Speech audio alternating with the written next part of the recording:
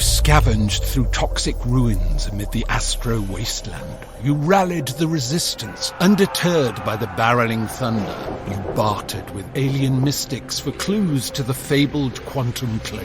And all the while, you were soaking in the bath. There's more to imagine when you listen. Explore new worlds with sci-fi titles on Audible. Subscription required. See audible.co.uk for terms. What's on TV? The answer is a lot. There's never been more choice over what to put on the box with an abundance of great new shows, but you can miss them all if you don't know where to look. And that's where the Pilot TV podcast comes in, your essential guide to every show that matters.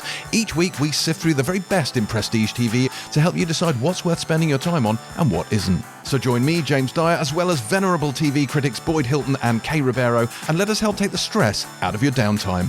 The Pilot TV podcast, because you can't watch everything.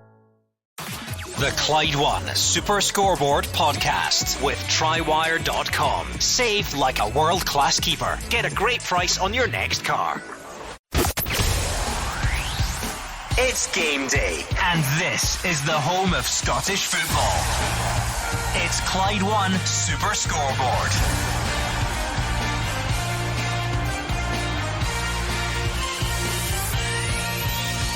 Good afternoon and welcome to Clyde One Super Scoreboard. Hampden in the spotlight again with the second Scottish Cup semi-final coming up between Celtic and St Johnstone. Can Brendan Rodgers' side continue their march towards a potential treble, or can Simo Valicari's Saints cause an upset? The winner will take on Aberdeen in the final after they beat Hearts yesterday. I'm Andrew Maclean. Joining me in the studio today is Gordon Dalziel, Mark Wilson and Hugh Keevins. I would say that if St Johnstone knock out Celtic today, it would be a shock equivalent to Queen's Park eliminating Rangers earlier in the competition. And before anyone says Queen's Park are from a lower division than Rangers, St Johnstone are 52 points beneath Celtic in the league table. So it would be the equivalent of Queen's Park knocking out Rangers if St Johnstone do it. But what I'm really interested in is Roger Hannah bringing us the team news to find out, after the kind of week he's had off the park, if Adam Ida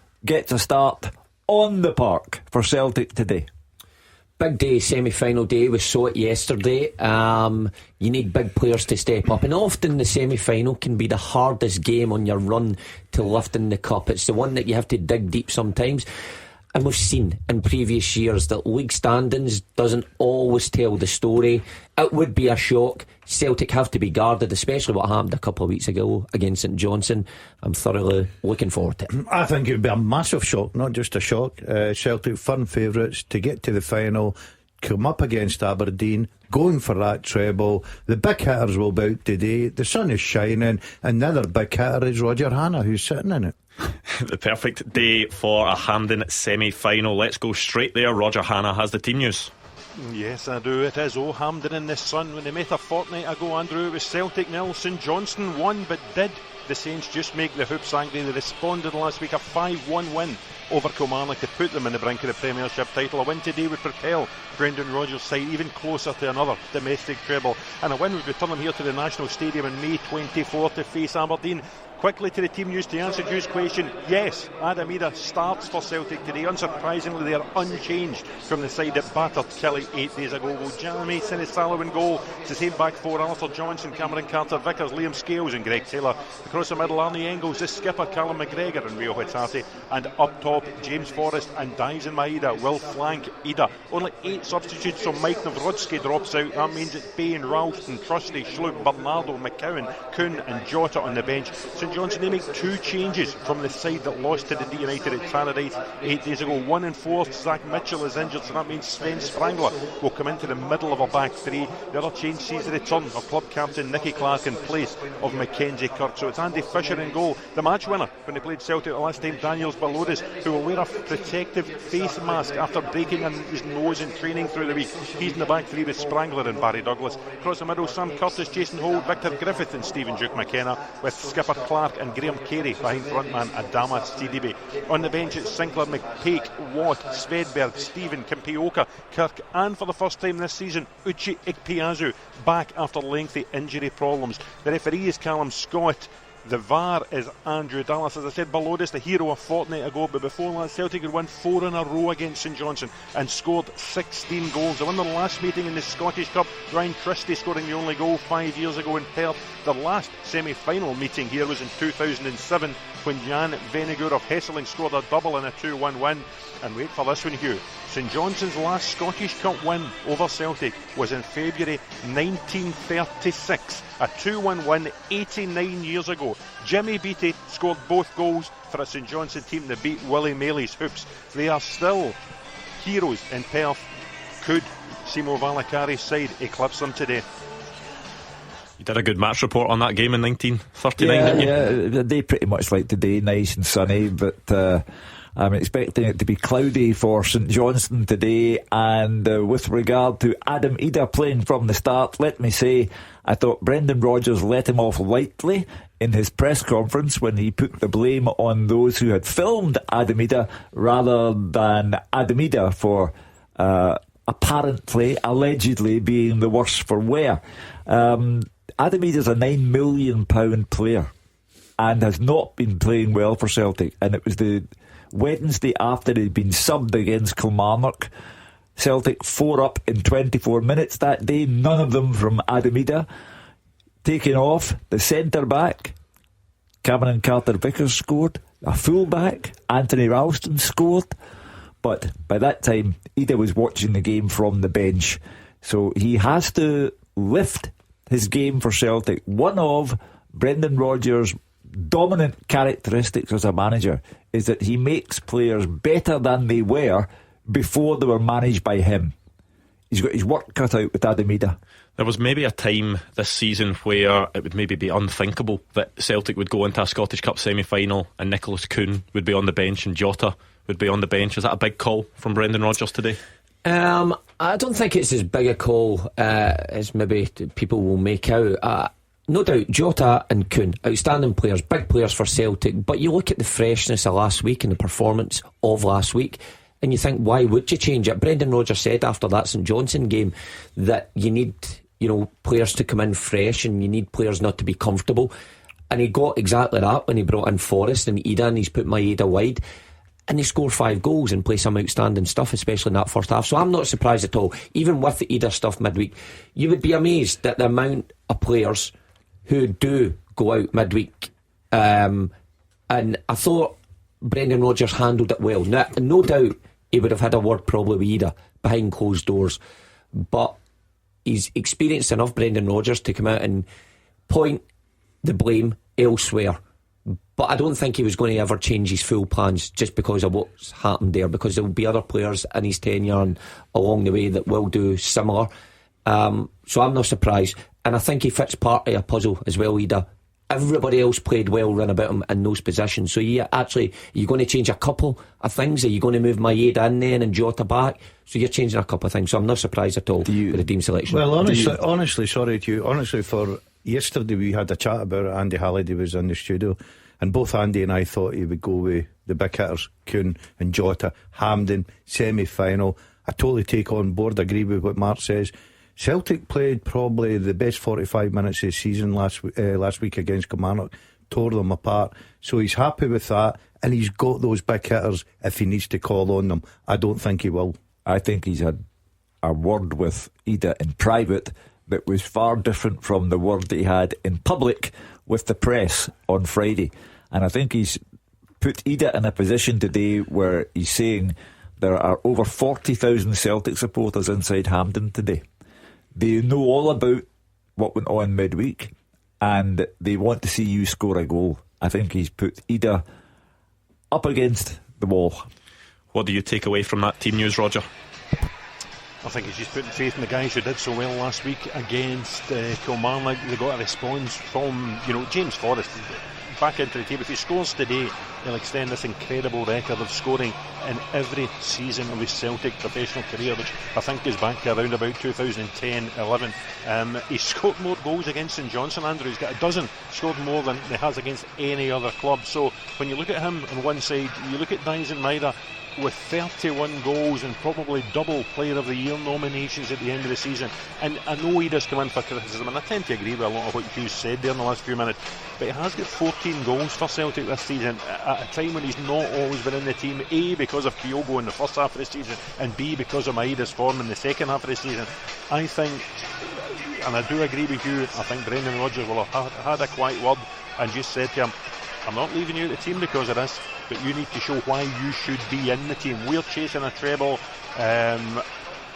You need to go and score goals.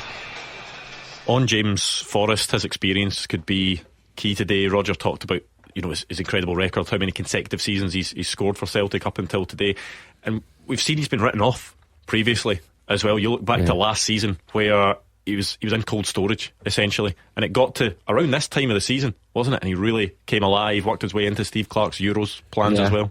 Well, he's a brilliant player, brilliant professional to have about your club, and I think at a time where Brendan Rodgers did say about having that freshness, he knows what he's getting from James Forrest, that attitude, that brightness in and around the box, so he's still got plenty to give, and Rodgers right, sometimes you get players who don't mind playing against a certain team. St Johnstone's certainly a team that he has a lot of success from. So he scored 4 once, didn't he?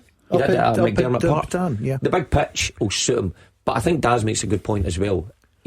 Get what you can out of Forrest. If that's an hour, you can replace him, and you're replacing him with either Jota or Kuhn in that big pitch as well. It doesn't matter who Celtic play today. If they play anything like they played last Saturday against Kilmarnock at home, this cup tie will be finished by half time.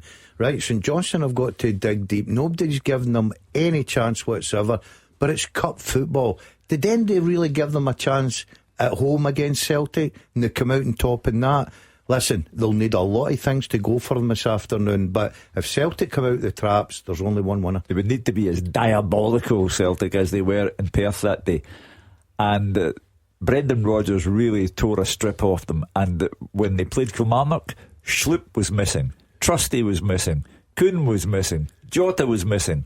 So he basically publicly pointed out 4 players who were less than professional against St Johnstone. They paid the price by being left out of the game against Kilmarnock.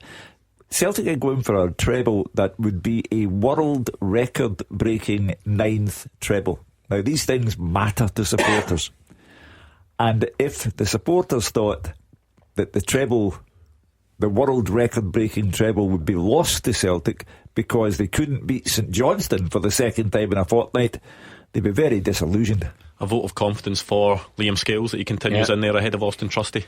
I think he deserves it as well. When you look at his performance and you look at how he can carry the ball as well, I thought that was a weakness when Scales got into the Celtic team, that he took too many touches, and teams often let him have possession because he would quite often try and force a pass. I think he's got much better at that now. He's got much better at actually assessing his options, putting his foot in the ball, and he come out and start the other side. So I think Liam Scales is one similar mould to Greg Taylor. If anything goes wrong on that side, he is getting it in the neck. But I think he's a reliable and sturdy defender who's a good option today. And you see him in and around the box on that left foot. He's not scared to have a go like he did last week against Kelly. How will St Johnstone view this game? Obviously a massive match, a match that can create history by getting to another Scottish Cup final. But when you look at the situation in the league, are there maybe some people at St Johnstone that might see this type of day as a hindrance as they try to retain their Premiership status? No, you can't look as a hindrance. It's brilliant for a club to get to the semi-final. It's Hampden, it's full house. Celtic will have the majority of the support there. You're up against a top quality side, but you've got to sort of tick the clock away. I think you'll be looking, no cliches at first 20 minutes, keep it tight, don't give anything away, work your way into the game. If he can get to half time and he's still in the cup tie, I think he would be very, very happy, because you never know what happens in these sort of games. But if Celtic come out and score early against them, they've got a real problem, because Celtic could rack up a good score here this afternoon. Completely different game from the one a couple of weeks ago where St Johnstone beat Celtic, given the venue, the pitch, those types of things will play into Celtic's favour just because of the way they play their football. But will St Johnstone still take belief and confidence from the way they played that day coming into today, or is it quite tough just given how different the circumstances are? I think it's tough. Celtic at that point had lost to Hibs, they had lost to Rangers, and they were going through an awkward spell, and what happened in Perth just put the tin lid on it for the manager, who then told the players in no uncertain terms what he thought of them. Today, everything is going Celtic's way. Absolutely everything. They're on the rebound from a 5-goal thriller against Kilmarnock, where players were excellent. They have, I believe, about 90% of Hampden in terms of the supporters. Over 40,000 Celtic supporters, and my understanding is that there are only 2,000 St Johnstone fans in the ground. It's a beautiful day. Everything is going Celtic's way up until 3 o'clock when the whistle blows, and then Celtic have got to play it their way, not the way they did it in Perth, the way they did it last weekend at Celtic. I think Hugh's spot on with that, and the surroundings, everything in Celtic's favour. And of course, when St Johnstone takes Celtic to McDermott Park, and set pieces are going to be crucial early on in the game, and you've got a bit of a bobblier surface that disrupts Celtic's flow, there's every chance you get a result like that.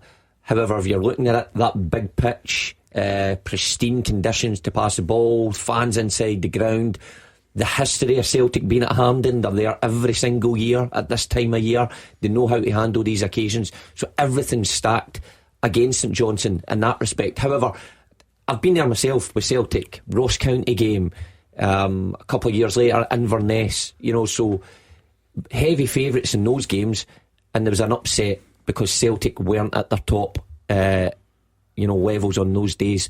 So that's what's in St Johnstone's favour, and I'm sure Simo Valakari will point some of those factors out. You can spin it both ways, but if St Johnstone managed to go out and cause that upset today that nobody's expecting, it could then have a positive effect for them in the league going forward. That could be the type of thing that could really kick them on and help them in their chase to try and get away from bottom spot. 100%, because if you get to a final, Mark will tell you, you get to the Scottish Cup final and you've still games to play, you want to make sure you're picked for that last game of the season, the big one, the cup final. Everybody loves playing the Scottish Cup final, so it would give them a little bit of advantage.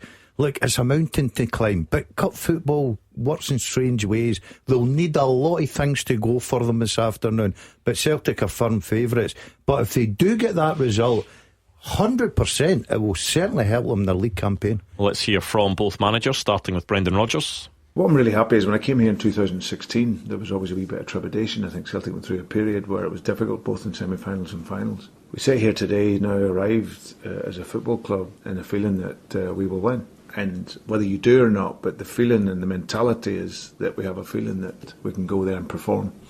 And that's a mindset that is now with everyone at the club, with players, with supporters. And then you go and deliver, and that's the plan. The feeling is that we can win, we will win, we want to win. And that's a different mindset altogether. So it doesn't guarantee anything, because you still have to do the work, but it's much better going there feeling that you can tip the scales more your way than not.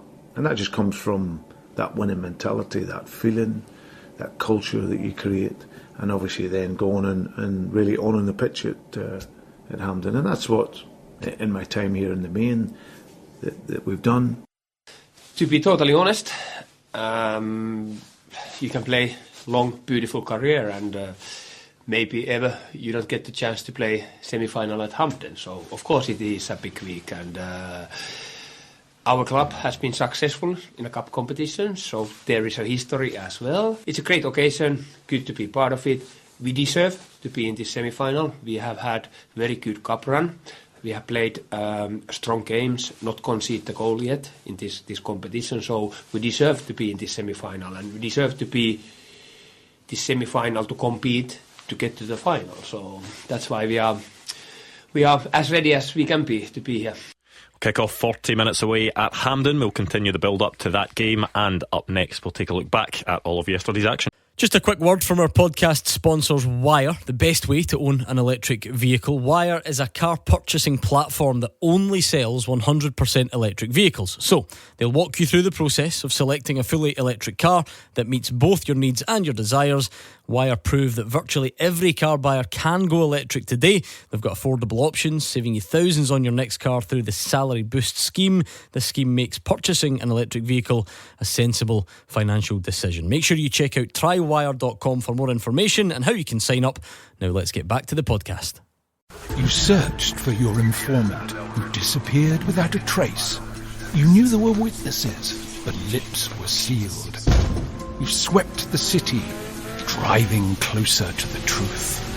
And all the while, you were off on your bank holiday break. There's more to imagine when you listen. Discover heart-pounding true crime on Audible. Subscription required. See audible.co.uk for terms.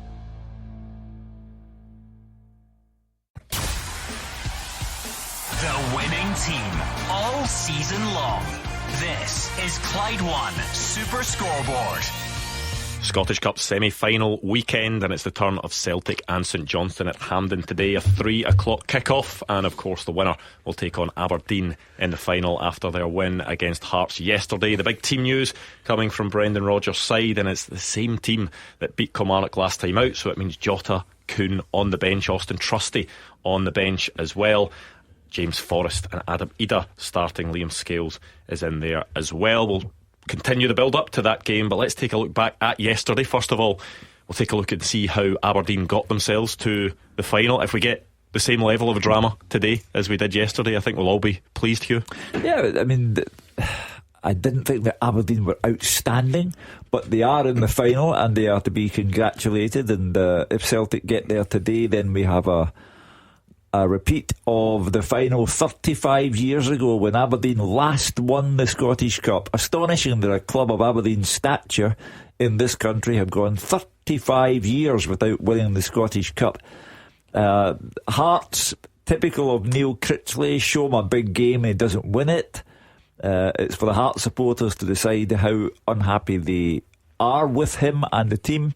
They were reduced to 10 men, I thought justifiably, when Michael Steinvender was sent off, and then to 9 men when Devlin was sent off, and I think that one was very harsh on the part of John Beaton, the referee. But it was a topsy-turvy day. Aberdeen got there in the end, but I didn't think they were outstanding as a team. What did you make of the red card calls, Gordon?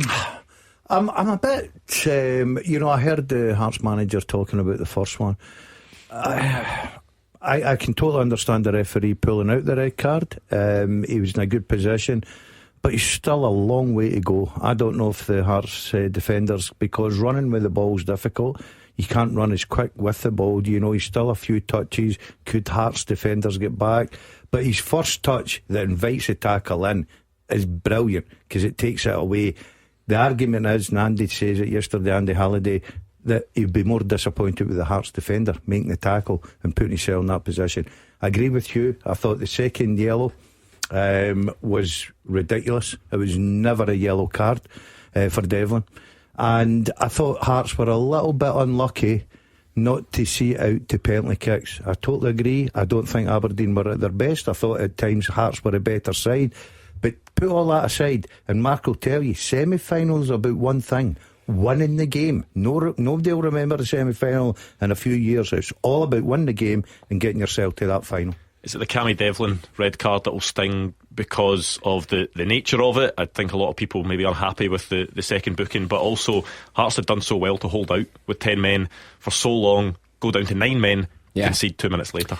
Yeah, well, it's such an important position in the pitch as well, and you're removing him from that area. I thought it was so harsh. Like the guys, I mean, Devlin's eyes are firmly on the ball and he takes a swipe at it. He's not to know that somebody's coming in there and nicking it. So I think it's incredibly harsh. And you do feel a bit for Hearts, but Aberdeen, I think, over the piece did deserve it. And you think back to last year, they made such a memorable, that's saying nobody remembers semi-finals. You remember last year's one because it was so memorable against Celtic, went all the way to penalties, and they've went a step better. And if you're Jimmy Thelin, what a topsy-turvy season it's been. At one stage it was dreamland, then it turned into a nightmare. He's been to one semi-final, put out from Celtic, he's negotiated another one, and he'll be there on the final day of the season at Hampden for the final. Yeah, Roger, there's been a lot of talk about Neil Critchley in the aftermath of the game, but for Jimmy Thelin, I mean, how do you even begin to explain the season that Aberdeen have had? Yeah, listen, it's been terrific. I know there was that big dip in the middle of the season, but if you're the manager in the first season at Aberdeen and you can get to a Scottish Cup final and maybe finish third, that would be deemed to be success. Listen, you talk about Hearts, talk about John Beaton. I thought John Beaton was correct in both red cards. Nobody's catching Keskinson when he gets through. That's a dog's though, as they say. And the second one, it's a wee bit like John Suter conceding the penalty the other night. Cammy Devlin was beaten to it by the other player. He's kicked Dante Polvara. It's a second booking and he's off. But if you're wanting to scrutinise Neil Critchley, and I know Daz is always hot on this if you get down to 10 men, they're a centre half sent off a minute before half time. He takes off James Wilson and Elton Kabangu and puts on 2 centre halves and goes 5 at the back and leaves Lawrence Shankler about 30 yards away from any teammates. That was just, almost giving up on the semi-final. And with the tradition of Hearts attacking football, I think Hearts supporters have a right to ask what Neil Critchley thought he was playing at. Daz, when they went down to 10 men as a manager, always kept 2 up front, always tried to give the team a focal point. Neil Critchley just gave up on that, and he asked Aberdeen effectively, see if you can break us down, and they did. Yeah, this big game thing that Neil Critchley keeps getting levelled at him, that his Hearts team don't turn up in the big games. It will continue to happen if they continue to not win these big games. Yeah, it is difficult. I agree with Roger. I think they just decided to camp in and think, right, okay, can we see it out extra time? Can we get to penalty kicks and take our chance from there and try and get into the final? Look, he's come under. Arguably it was working, wasn't it? Up until they got the second red. Yeah, and I thought, they were a little bit unlucky not to get to the penalty kicks. So I don't think Aberdeen blew them away by any matter of means. But he's come under a little bit of pressure because not just the cup. The last day the split, the last game at Fir Park, they were toothless. They had the opportunity in their hand twice, at home to Dundee United and away to Motherwell, and they couldn't produce. So he's come under a lot of pressure. I said yesterday in the programme, I think you've got to just, if you go through a bad season, stop sacking managers all the time. They believe that he's the right guy to take them forward. I think that he'll get to next season, but he'll need to produce because the Hearts fans, there's a lot of them already switched off from him. How big are these next 5 games for Neil Critchley just to prove something to the supporters ahead of the summer?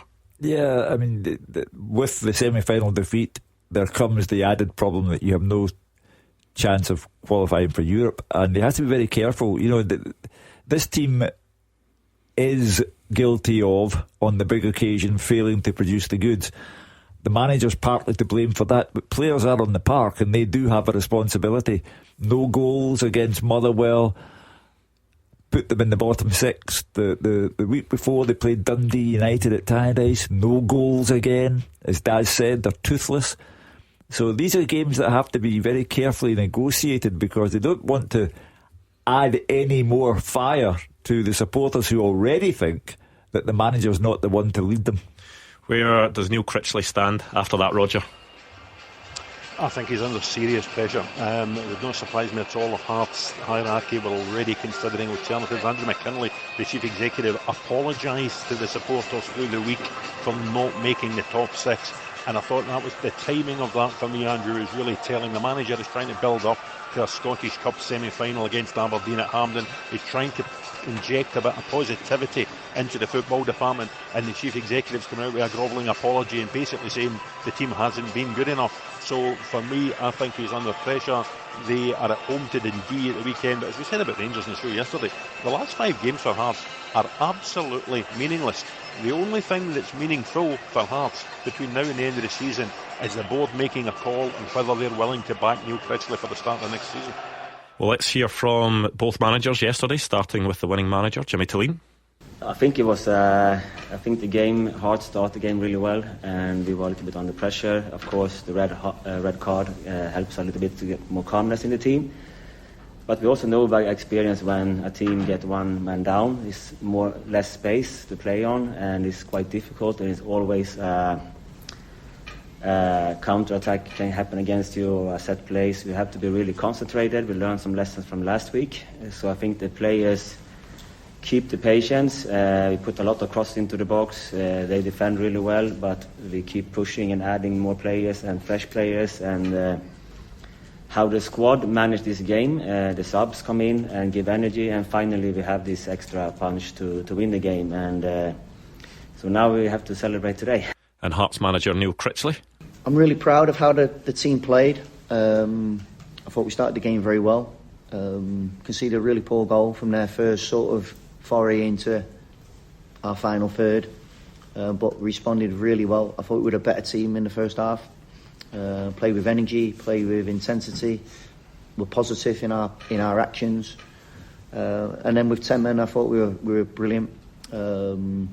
The way we defended our organisation, our character, we put our bodies on the line. And the least we deserved, in my opinion, was to take it to penalties and give us the opportunity of getting through to the final. I've never seen a referee get a red card out quicker in my entire life, to be honest with you. It's a long way from goal, and we've got recovering defenders, and he couldn't wait to send him off. But they had a header just after half-time, it went wide, I think. But other than that, I don't think they really had an opportunity to score. We still carried a bit of a threat at the other end as well.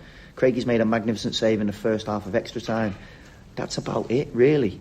Until right near the end, right at death, when we're down to 9 men. Well, no lack of action and drama at Hampden yesterday. Certainly no lack of action and drama in the Scottish Championship yesterday, Hugh. Well, we're now set for the Firhill blockbuster on Friday night. Live television, no doubt a full house for Partick Thistle against Falkirk.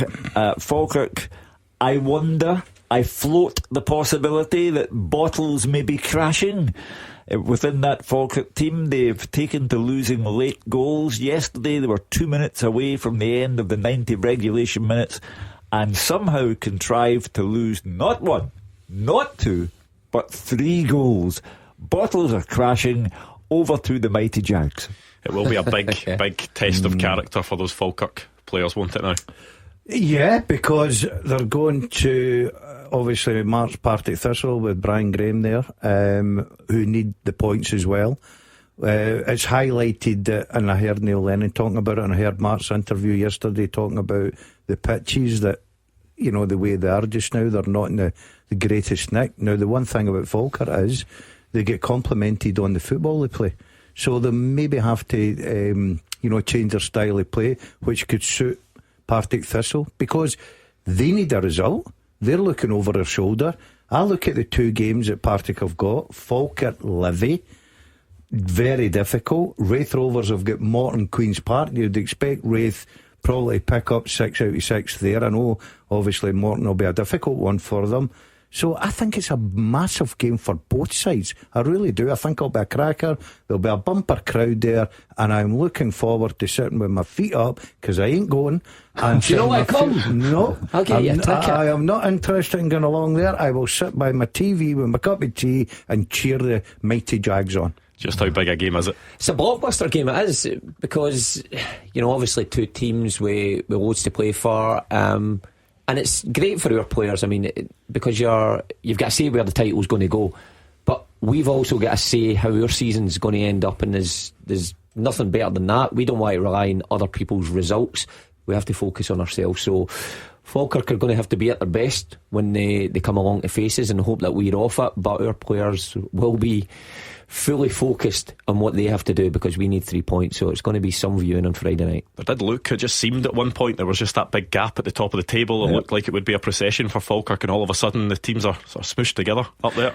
Yeah, well, as I say, they've taken to losing late goals that are costly. And I just looked at it yesterday and thought, there it was all there in front of you. You just beat Wraith Rovers, and yes, you'd be accepting the title on goal difference, but you'd be entitled to do that.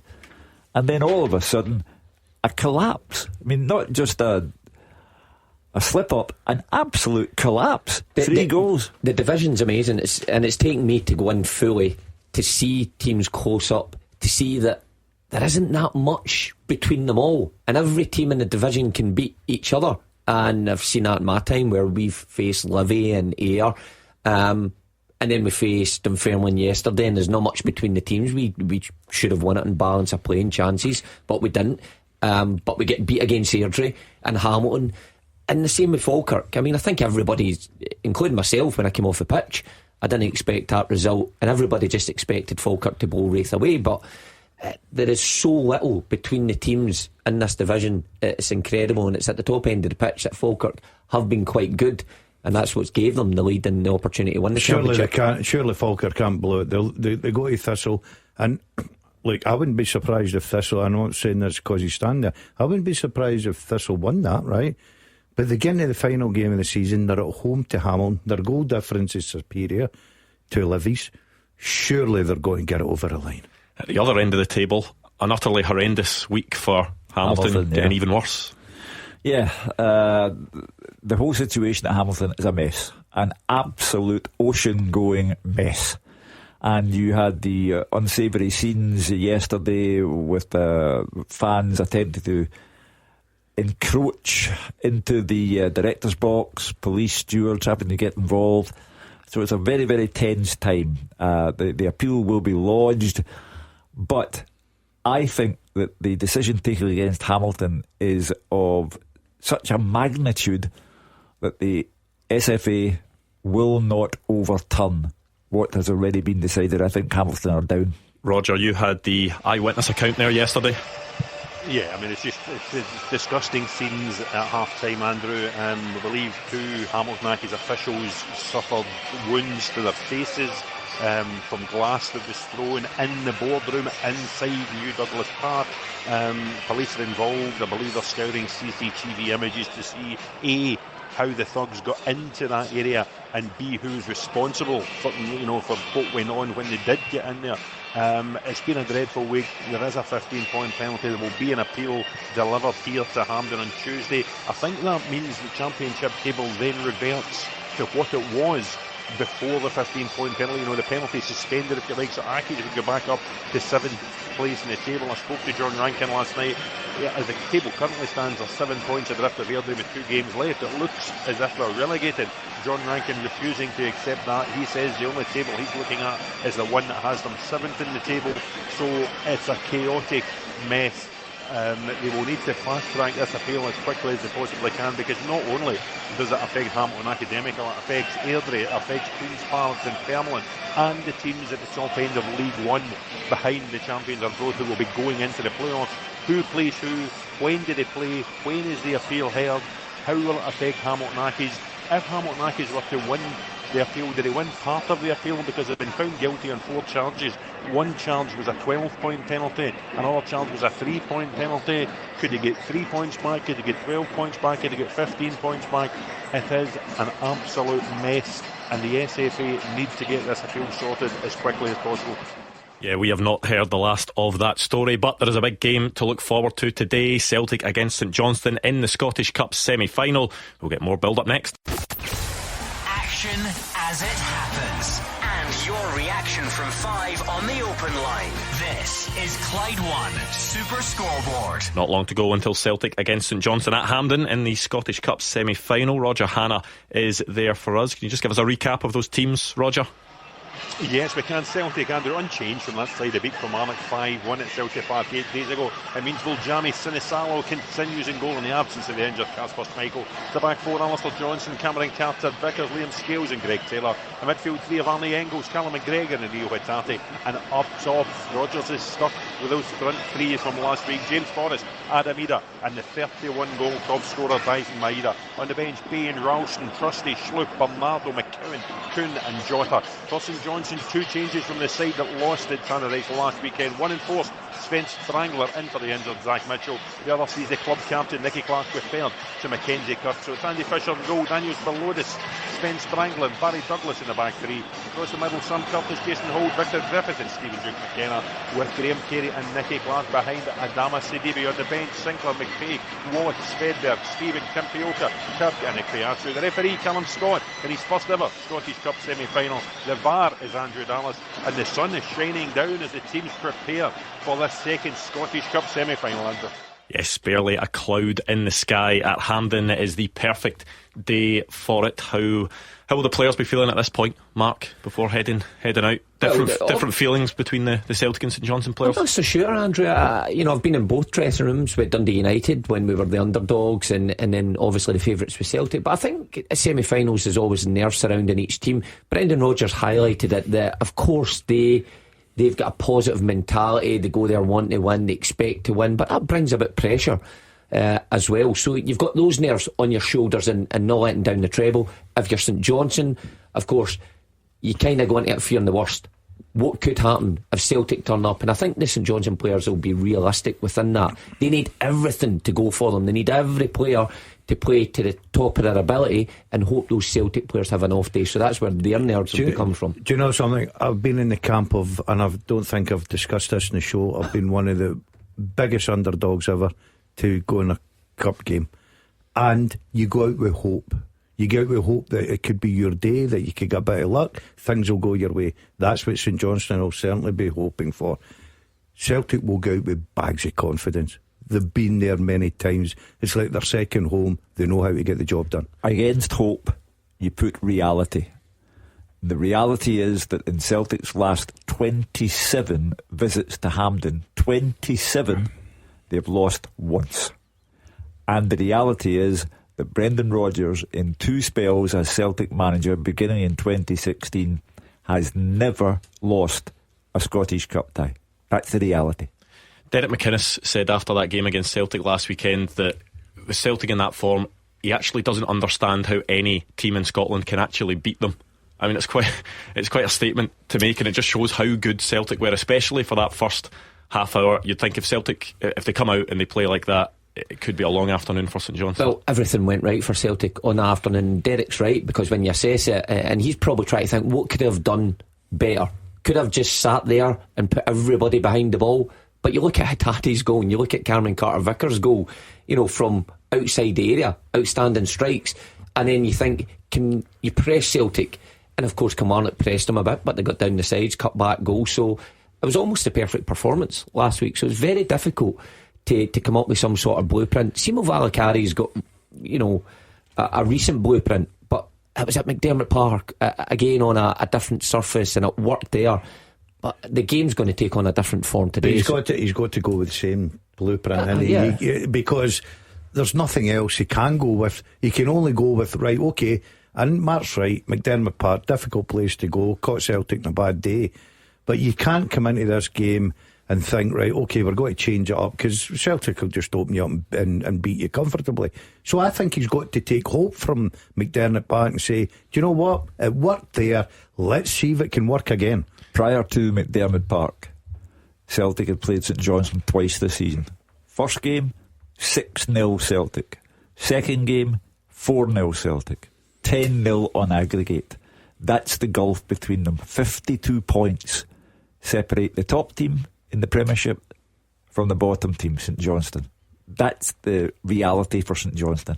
It must be daunting being an opposition team and looking at that Hampden record that Celtic have. Yeah, and it all kind of kicked off with Brendan Rodgers, because the games I was referencing earlier where there were big shocks, when Ross County obviously beat Celtic in Inverness, that came prior to 2016 of course, and Celtic were going through a ropey stage, turning up at Hampden, underperforming. Even when they were getting the job done, it was a bit scrappy. But under Brendan Rodgers, when he came in and installed that winning mindset, they have been unstoppable at Hampden. The players are comfortable there.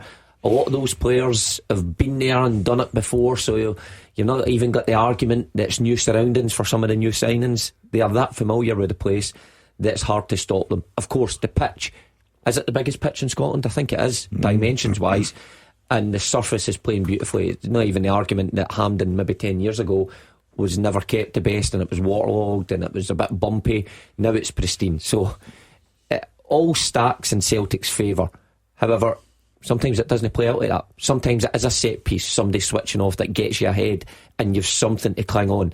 But saying the obvious, stating the obvious, first goal's going to be crucial. St Johnstone get it, they've something to fight for. If Celtic get it, it's a long afternoon. Where does the success come from for St Johnstone today? Is it making the most of set pieces? Is it getting the most out of the likes of Sidibe and Clark at that end of the pitch when they have their limited opportunities? Is it Fisher in goal having to have an excellent game? Is it all of the above? All of the above. And more, you've got to say. I think it will be so important, because Celtic will have the lion's share of the ball. There's no doubt about that. But when St Johnstone get it, they need an out ball. They just can't camp in. They just can't give the ball back to Celtic cheaply. They've got to try and keep it. They've got to defend with their lives. They've got to throw their bodies on the line and, you know, make sure that Celtic don't get off to that fast start that Brendan Rodgers will be looking for. And if they can do that, as I say, as an underdog, as a manager and a player and a coach, you tick the minutes away. You're looking at the first 20 minutes, you're looking at that clock thinking, see, we're still 0-0, let's get the next 20 and try and get to half time. And then all of a sudden you're starting to have a little bit of belief. But this Celtic team came out like they did last week against Kilmarnock, and before you know it, you're out the cup. It's as simple as that. What makes it tough as well for St Johnstone is if they do everything right and they manage to get to a point later on in the game where they're holding Celtic or above, Celtic can then turn to the bench. Yeah. They've got the likes of Jota and Kuhn and Schlupp, and not only have them, but them players that feel like they might have a point to prove as well, having been left out the starting lineup. Well, if you're Nicholas Kuhn and Jota, you've now had a seed of doubt planted in your mind, thinking, well, I don't automatically walk into this team anymore. Jota came back to a fanfare of trumpets, the emotional return at Motherwell, the goal, the tears, but his performances have dropped off, so he's been left out. Kuhn, early season contender for Player of the Year, now form off a cliff. So they've both been given something to think about. And in fairness to them, when they came on against Kilmarnock last weekend, I thought they were immediately impressive, showing that being spoken to harshly by Brendan Rodgers can work.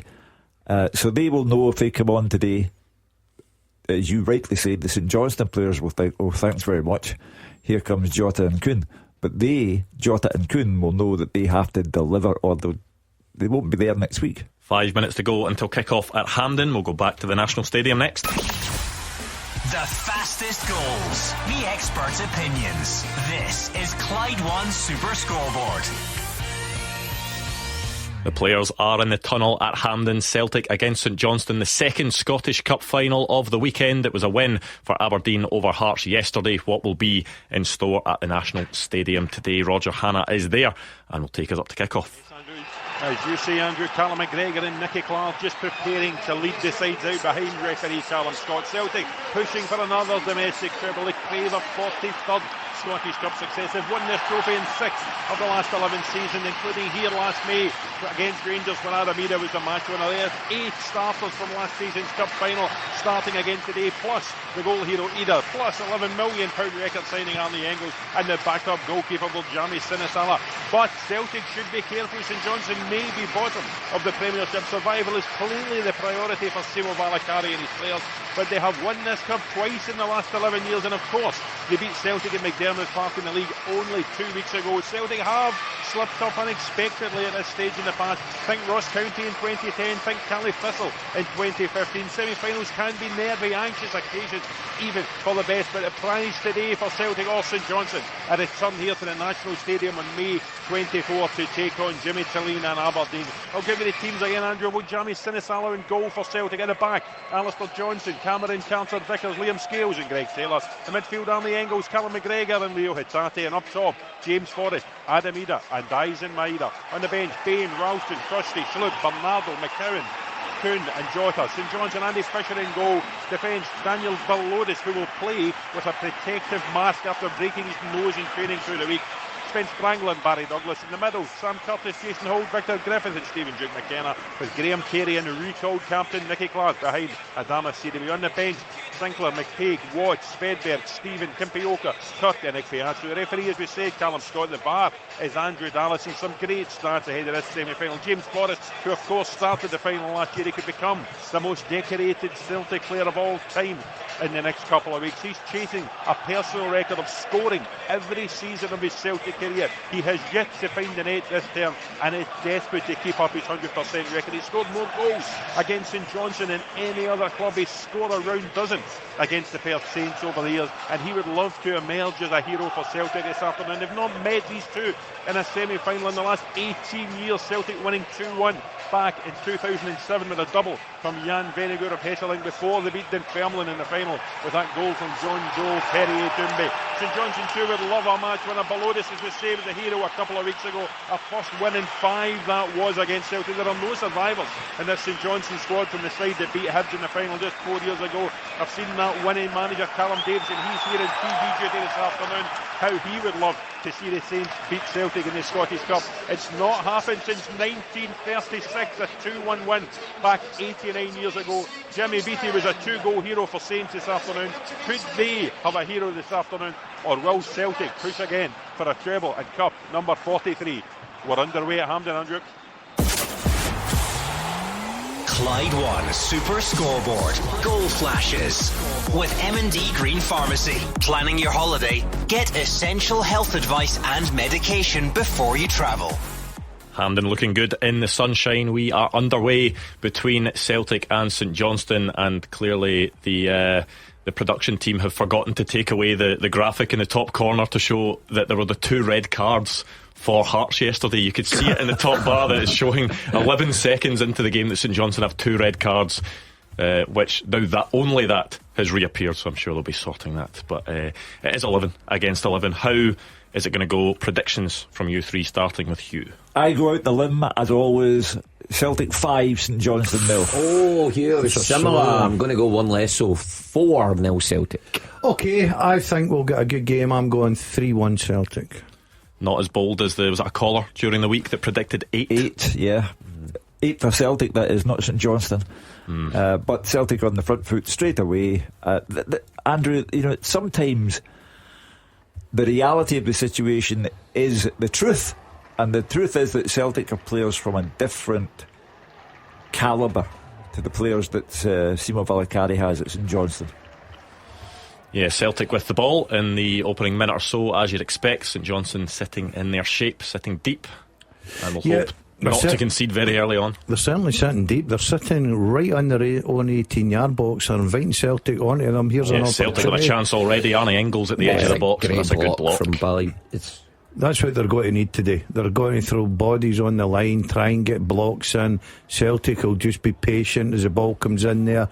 There's a first chance and Fisher grabs it just to take the sting out the Celtic attack just now. But already you can see Celtic look like they're in the mood to go and make a real good show of this afternoon. Yeah, it was a James Forrest cross from the right. I think Dyson Maeda maybe headed it off the back of Adam Ida's head.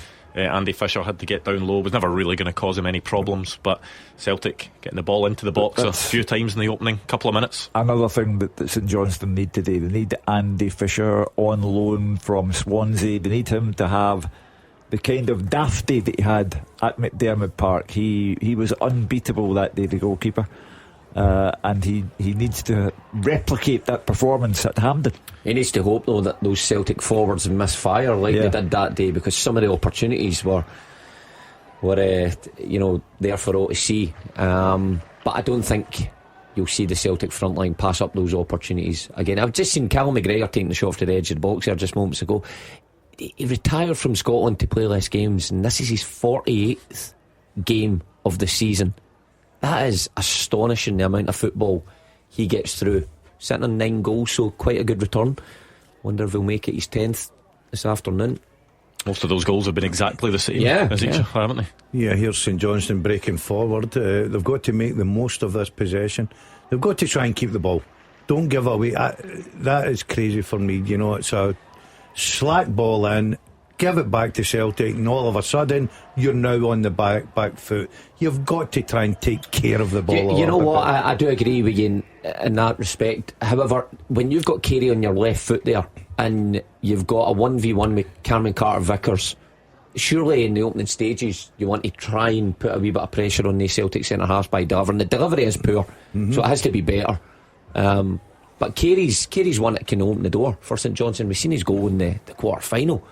Anywhere 30 yards out, he's a danger. Yeah, listen, if it's a shot, I'm certainly with you, but just playing a hopeless ball into the box and Celtic pick it up is the goalkeeper. That's good goalkeeping. That's good goalkeeping. They get in behind the St Johnstone back line there, and Fisher read the situation. Out he came, and a good header out to give Celtic a throw. They must have a brilliant goalkeeper at Swansea if he's up here. Yeah, there was. He read the situation well. He'll need to do that, because the way St Johnstone are looking, they're going deeper and deeper, and they're letting Celtic going to play in front of them, and then hope to hit them on the counter attack. Should we get this going, Hugh? Yes. The first half teaser with the scottishsun.co.uk/football for the best football news and opinion online.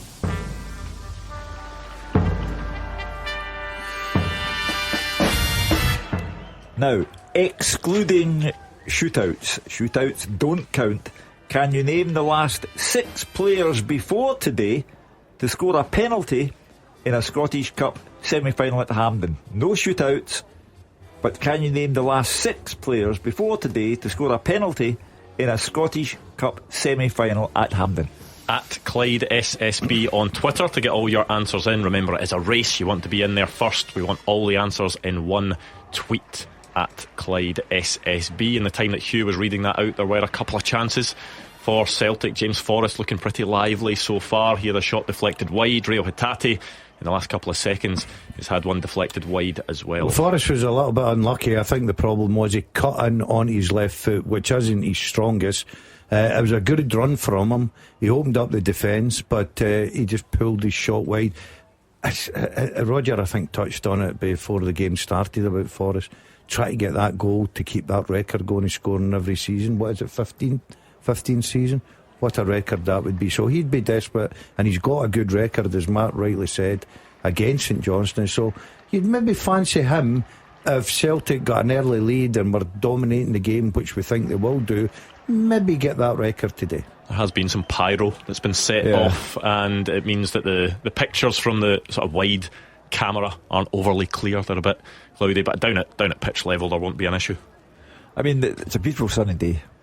Who needs pyro on a beautiful sunny Sunday? Go away.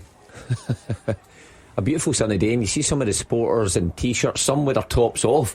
Cut to Brendan Rodgers, and he's got the big puffer jacket on. He looks freezing. If you're standing in the shade for that long, though, it's still Scotland. I suppose I did have the big puffer on myself yesterday. It was Did a bit you, chilly. Mark? Yeah. What happened to the famous tracksuit? I saw it. No, it was on underneath. I don't wear a puffer and naked underneath it. And that would be weird. Yeah. Was the stopwatch in the right pocket or the left? The right. Right, always in the right. In the right. You're becoming quite and you know what? for a stopwatch. I looked at the stopwatch. There was 39 minutes. I was like, right, okay, 39 minutes. Wee bit to go to half time. The ref blew the whistle. I must have hit it by mistake. Stopped at 39 minutes. I maybe need you some time to time me, just to see how quick it is. How I can sprint up and which activity? Been busy lately, have you? Sprinting up the box. Moving on quickly from that, Roger says Brendan Rodgers is right. It is freezing in the shade at Hampden. Oh, so you got the hat, scarf and gloves on, the big puffer himself, Roger. He'll have the full works on, I reckon. He's an experienced operator. He'll know that you can't be deceived. I've never seen Roger with a hat. And a manufacturer out there make a hat. I've never seen the main man with a hat. It's true, I don't think I've ever seen him with a hat on either. Exactly. And there's a reason behind it, isn't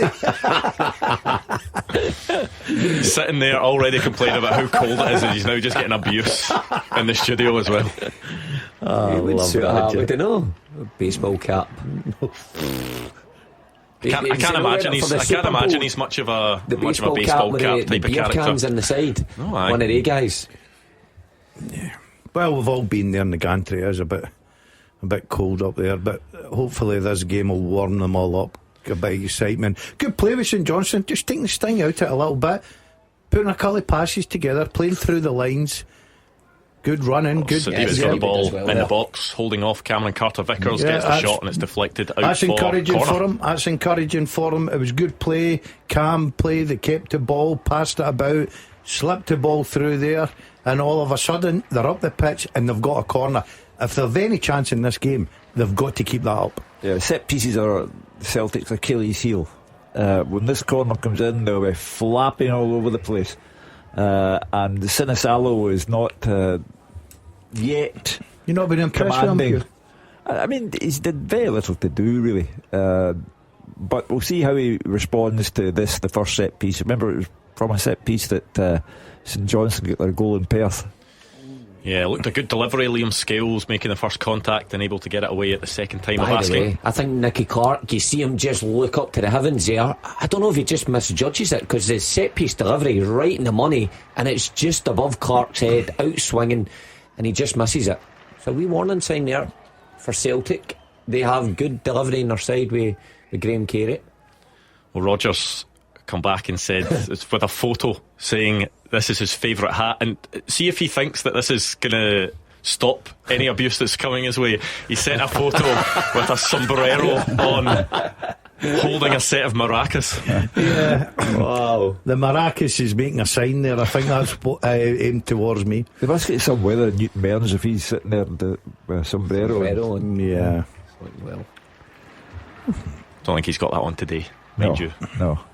Maybe a few complaints from some of the supporters behind not being able to see the action.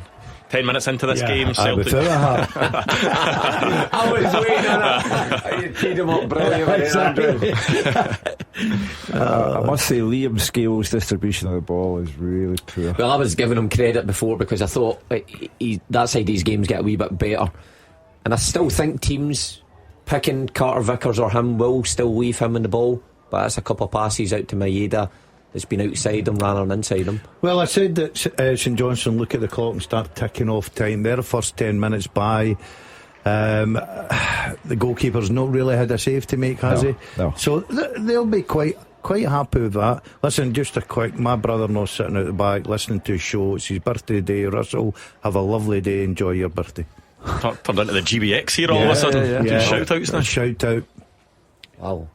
Yes, have a good birthday. As Sinisalo comes off his line, gets out of his box to clear it, and Celtic have a chance to get forward with James Forrest down the right, who's looked lively in the opening stages for Celtic. A shot from Callum McGregor at the edge of the box, the kind of area that he's been scoring goals from this season. That one was low, hard, but straight at Fisher. Yeah, identical to those areas that he's got his goals this season. Good play from Forrest. Can see McGregor just inside him. By the way, that's a couple of times though St Johnstone have left that middle area just outside the box pretty open. Hatate certainly should have done better with an effort about 5 or 6 minutes ago, and you don't want to leave Callum McGregor too many of those opportunities or he will find the back of the net. I agree with you, Mark. I think they need to be careful there. They get away with that because McGregor has got the ability to stick that in the top corner and all of a sudden put St Johnstone right on the back foot. So they've got to match runners. They've got to be tighter in the middle of the park. You can't give McGregor the quality that he's got that time and space. Liam Scales looking for Adamida in behind, gets to the byline, manages to keep it in play, but it has been cleared by a St Johnstone player out for a throw. The one thing about Scales is he doesn't just go for the easy option, and that's difficult as well when you can clearly see St Johnstone are leaving him on the ball, but he's still brave enough to play that forward pass, and it was a decent ball on Ida, who just couldn't quite get it and turn on it. A forward pass nevertheless through the St Johnstone backline from Scales. I think Simo Vallicari will just be pleased after that first 5 minutes where it looked as if it was going to be an onslaught if Celtic continued that way. They were getting into St Johnstone's box, they were picking the right passes, they were getting shots away, but St Johnstone have managed to get it to the point where they've had a bit of the ball, they've managed to venture forward. It's not been 100% Celtic so far. Well, the Dadler said, you just keep looking at the clock. Now we're 13 minutes gone. Nothing of any consequence from Celtic. Celtic into the box, but St Johnstone managed to clear this one. Obviously, St Johnstone are essentially about defending, so it's up to Celtic to show the guile. Heaven knows they've got a £9 million striker, they've got an £11 million midfielder, and they have Maeda, 31 goals for the season. They have to step up. And they've got a left back in Greg Taylor, who got a lot of praise for his performance last week, and reports this week that Celtic are keen to keep a hold of him, haven't lost all hope. That was last week a big turning point for Greg Taylor, because I think everybody thought that Greg Taylor was exiting the building, right? Because his contract's not been signed. But Brendan Rodgers came out fully praised, and rightly so, because I thought he was excellent. Did he get stadium man of the match against Kilmarnock? Yes, he did. Right, so that's a boost for him as well. Brendan Rodgers comes out and talks so highly of him, and then all of a sudden, semi-final, he's in again from the start. You just wonder if there's a little twist and turn, because I thought Greg Taylor would be leaving Celtic, but But you just wonder for a little twist and turn just now with Brendan Rodgers and Greg Taylor. How tough is that decision for Greg Taylor when you've got someone of the quality of Kieran Tierney coming in your position? Brendan Rodgers saying that he feels the two could dovetail quite nicely, that they've got plenty of big games that they'll both be able to play in. But if you are Greg Taylor, who's been starting pretty much every game for Celtic over the past however many years, if you think there's a good chance your position's under threat, you want to play football, you want to maybe take a different route in your career? To be honest, I think it's an easy decision for Greg Taylor. I think the only complications is what he's been actually offered contractually, and I think that's obviously the sticking point. He would see Tierney coming in, and he's not silly. He'll know what Tierney's probably ballpark being paid, and he'll probably think strike from James Forrest on his left foot, but that one goes wide of the mark. He'll probably think, well, I've done enough here, I've got a large trophy haul, I've been a big part of this, so Mark, you've been at the club. Do you think that Greg Taylor will be thinking I should be in the same sort of a contract as Kieran Tierney? Not the same contract, but I think there'll be a huge gap. I think he's obviously realistic. He knows where Tierney's coming from and the connection with the club, so he understands that, but there's obviously some ground to make up. But I think it's a no-brainer for Brendan Rodgers as well to keep Greg Taylor. I think if you've got a choice between someone like Schlupp or Greg Taylor to compete with, who are you picking Kieran as a Tierney? Taylor. Oh, Taylor and Tierney. Yeah. If you're building a squad that's going to be, or want to be competitive across the three competitions domestically and Europe, and you've got two strong left backs like that. Yeah, but until the St Johnstone game, when he changed it after that, would that argument still be the same with Celtic fans? Like the Celtic fans, I think a lot of them just want the new thing that's come round the corner, and sometimes they get bored with players that have been there a long time. I think Taylor has always been underappreciated. I think with Tierney coming, I think you'll see the best out of him as well. Both of them fighting out for that position. It's about holding those levels up. If you know you can't drop beneath your level, or Tierney's coming in, or same with Tierney, Taylor's coming in to take your place, then it's going to drive standards at the club. So I would certainly keep Taylor over Schlupp all day long, and Tierney, who knows with his injury record, who knows what a season you're going to get out of him. I agree with the argument with Greg Taylor. I think Greg Taylor sometimes is a whipping boy, but I think he's been a fantastic signing for Celtic. He doesn't let them down. He's played a lot of games, won a lot of trophies, as Mark rightly says, but you just wonder where his future's going to be at the end of the season. Is that a credit to Greg Taylor that over the years he's been at Celtic, there have been so many other left backs that have come in, and there's been calls from supporters that he should be dropped, or they should be bringing in someone to replace him, that time and time again he's seen off the challenge from those left backs. And then even once again this season, Jeffrey Schlupp comes in January. There looked to be a period of games where Jeffrey Schlupp had sort of overtaken him in the pecking order, and now it's back to Greg Taylor. Last weekend against Kilmarnock showed that what a model professional Greg Taylor is. Chance for Celtic here. Celtic in behind here. Dyson Maida's cross blocked, and that will go out for a corner. Model professional comes in, he's been benched. Schlupp has had his chance ahead of him, but the attitude of mind is always the same, and he ends up being man of the match against Kilmarnock. So you want as much quality about your dressing room as you can possibly get, and if you can have Tierney and Taylor, then that's what you should be aiming for. I'm hoping that corner didn't come off the training ground. That was an odd one, eh? That was incredible. I don't know what he was thinking. Arne Engels trying to take it quickly, basically sort of passed it across the byline. Callum McGregor was making a run towards the front post, but it was never getting to him. This delivery was better towards the front post, and Callum McGregor now has it in that area once again that we've seen him score from plenty of times this season, but a crowded box means the shot is blocked. It's all a bit labour intensive from Celtic, and next to nothing in the way of genuine goal scoring opportunities created. So another tick in the box for Simo Valakari. He's about to go 20 minutes in and no damage done. Are you still fancying that 5, Hugh? Are you sticking with that? Well, once they get Kuhn and Jota on, yeah, I think the first goal, you know what, like, see when you're the underdog and it's still 0-0, you're ticking the time away, all of a sudden you've got a spring in your step, you're getting a little bit extra yards out of you. But the minute, especially when you play against a team like Celtic, the first goal goes in, then you start to look at one or two with the heads going down a little bit. So St Johnstone are putting their bodies on the line. You seen McGregor there eyeing one up. All of a sudden there's a block, a St Johnstone player's out. That's what they're going to need all game. Maeda, his danger level drops when he's out wide now. He's got 31 goals because he's terrific through the middle, but not so much coming from him today out wide. For St Johnstone, is it about just sort of hitting those milestones, getting to the 20-minute mark, getting to the half-hour mark, getting to half-time, and just keep on doing the job incrementally and hope that we can continue in that way? I mean, if you're Brendan Rodgers, you couldn't say that you are happy with what you've seen so far from your own team. I agree with you, because I think we were all expecting Celtic to come out like they produced what they done last week against Kilmarnock. It's not really happened, but they're comfortable, they're dominating, they're just moving St Johnstone about. Look, it's just a case of the first goal. See, we were talking about Maeda there. See, now for me, I would never play him off the flank. He'd be a centre forward for me. I think he's brilliant through the middle. I really do. And I can understand the shout, well, Adam Ida's been brought in for 9 million. But for me now, I think Maeda brings so much to Celtic through the middle. I know the talk was of freshness, etc., etc.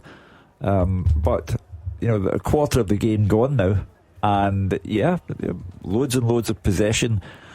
Penetration, none at all from Celtic. 20 minutes on the clock at Hampden. St Johnstone 0, Celtic 0. Not too much in the way of goalmouth action. Celtic getting into St Johnstone's box, but Andy Fisher has been largely quiet between the sticks for the Saints so far. I can't believe Curtis gave that up there. Good kick from Fisher into a good area. He stops, the ball bounces over Taylor's head and then bounces again, and he just doesn't go for it. Strange. But St Johnstone have done well. You can just see them falling off the game, allowing Skills to have it, condensing the space, and then when they do win it back, Sidibe's that powerful a runner. They're trying to get him down one of the sides of the centre backs. So they've obviously came with a game plan, and it's working so far. But you just see the movement of Celtic, the full backs and midfielders. So difficult to pick up. One thing I was going to say, he's just touched the ball there. James Forrest, bright opening, but never really been fed the ball since. And I'd be trying to evenly spread the game. A lot of the game for Celtic's down this left hand side rather than the right. St Johnstone quite happy let Celtic play in front of them with the ball. You see that, and they get deeper and deeper and deeper as Celtic come into their own St Johnstone's half. That's so that there's no space in behind. Forrest has got good pace, he does get good pace, Maeda's got fantastic pace, so they're stopping out those sort of areas where Celtic can go and hurt them. Because if you look where they're defending, they're basically inside their own box, so they're letting Celtic play in front of them, and they feel comfortable that way. But you've just got to be careful. You switch off for 1 second, Celtic will undo you. Daisen Maeda with a crossing opportunity in the left. It was a decent delivery to the edge of the 6-yard box, but once again St Johnstone dealing with it.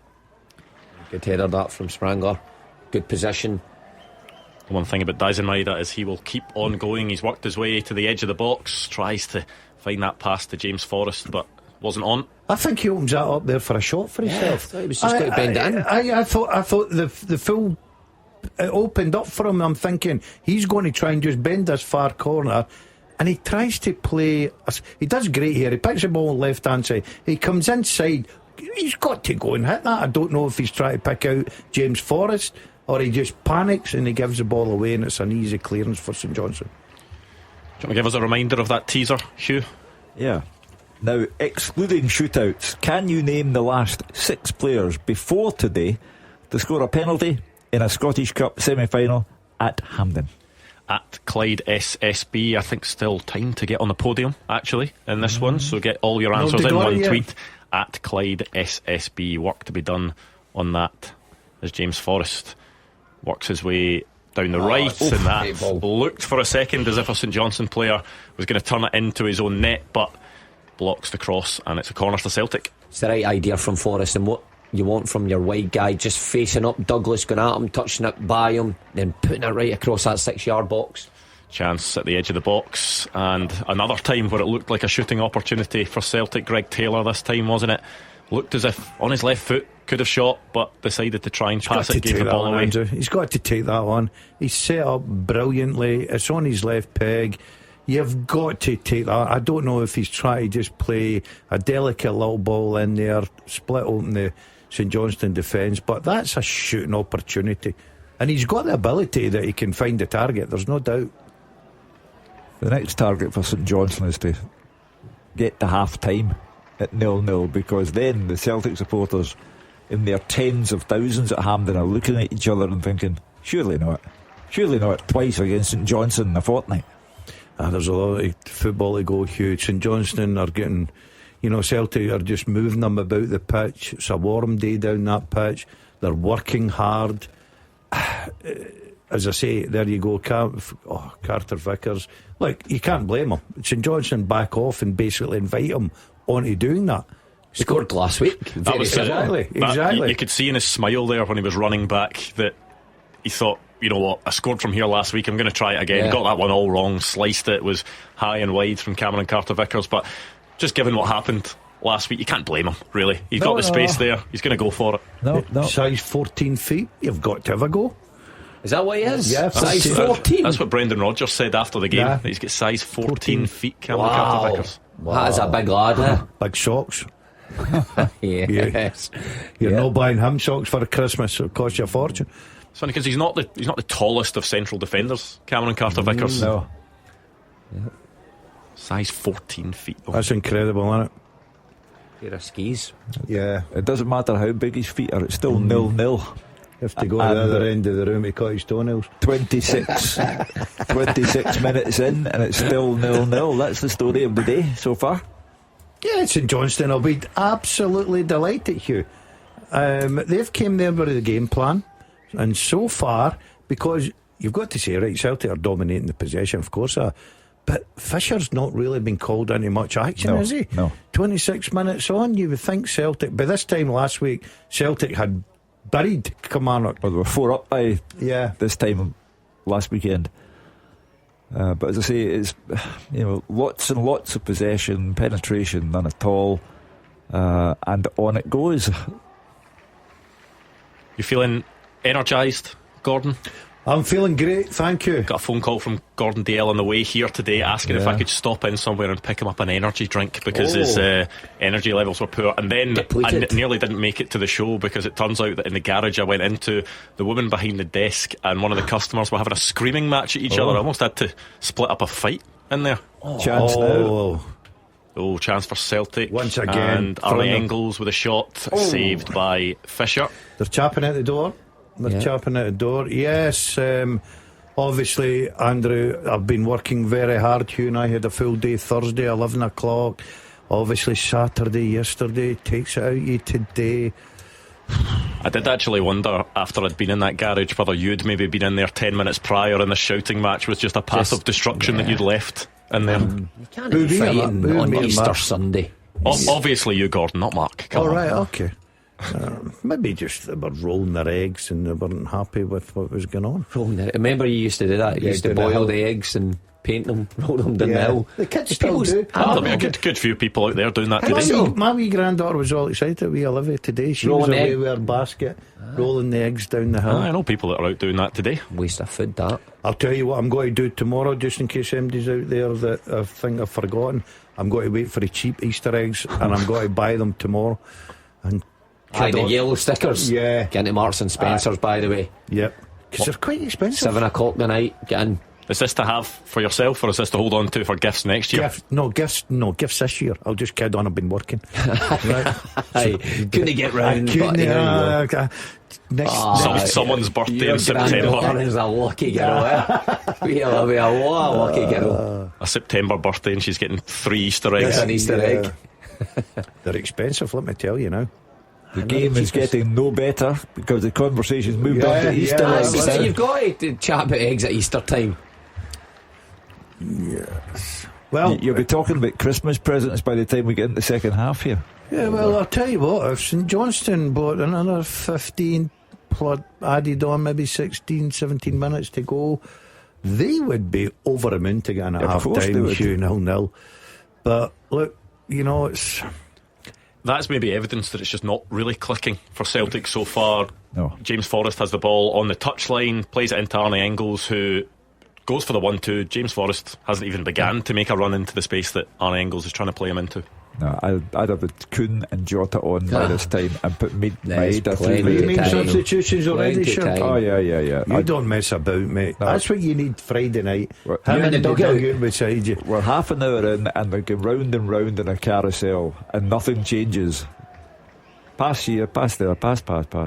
Nothing. But that's down to the fact that St Johnstone are, I've got to say, look well disciplined. They're throwing their bodies in there. They're not trying to, they're not giving Celtic a lot of space. They're going deep. They're not leaving space in behind for the pace. Maeda. I think if you're St Johnstone, apart from that, you'll be quite happy with the way that this is planned out for the first 30 minutes. By the way, that's a great kick there from Fisher, yep. Because he's been given the ball in the 6-yard box with Maeda charging at him. But here comes Celtic. Yeah, the cut back to no one at the penalty spot. Bit odd that from Celtic, because it's one thing. He's given it away. Yeah, they've got it back. They're but once again, a good challenge. When they get to the touchline, filling those gaps in the box, you see two of them run into the 6-yard box, and then nobody filling the space round about the penalty spot where the ball lands. A couple of times St Johnstone have managed to get the ball towards Sidibe in the last few minutes. First time just not able to hold it up. Second time not able to run onto it. He needs to put in a real shift if St Johnstone are to find success, because if you can at least hold on to it for a short bit of time, it just gives that reprieve for your back line to get back into their shape. Yeah, it's an unforgiving role though against a Celtic. But easier said than done. Yeah. And I totally agree with you. It's the worst position to play if you're a lone striker. You're playing at Hampden against Celtic and people are saying hold the ball up. It's very difficult for him. But I'd have Forrest off and the Ida off and Maeda through the middle. Here we go. A chance. Dyson Maeda cuts in, but that one straight at Fisher. I thought he could have taken another touch, maybe just in a bit closer. He opens it up well, but maybe he's getting closed. He just needs to try and feed it into that far corner, straight down Fisher's throat. But you can see, Maeda probably the main threat coming inside. Belidis and Curtis, just try to shut off down the line, but they're forgetting that he can come in that right foot and everything opens up. I think maybe Ida would be a good option just to be a wee bounce pass for him there rather than try to run into the space. I think Brendan Rodgers will be disappointed with his front three. Of course he will. That's where the spark is. To be fair, if you look at the middle part, we've not seen a lot of Hatate. No.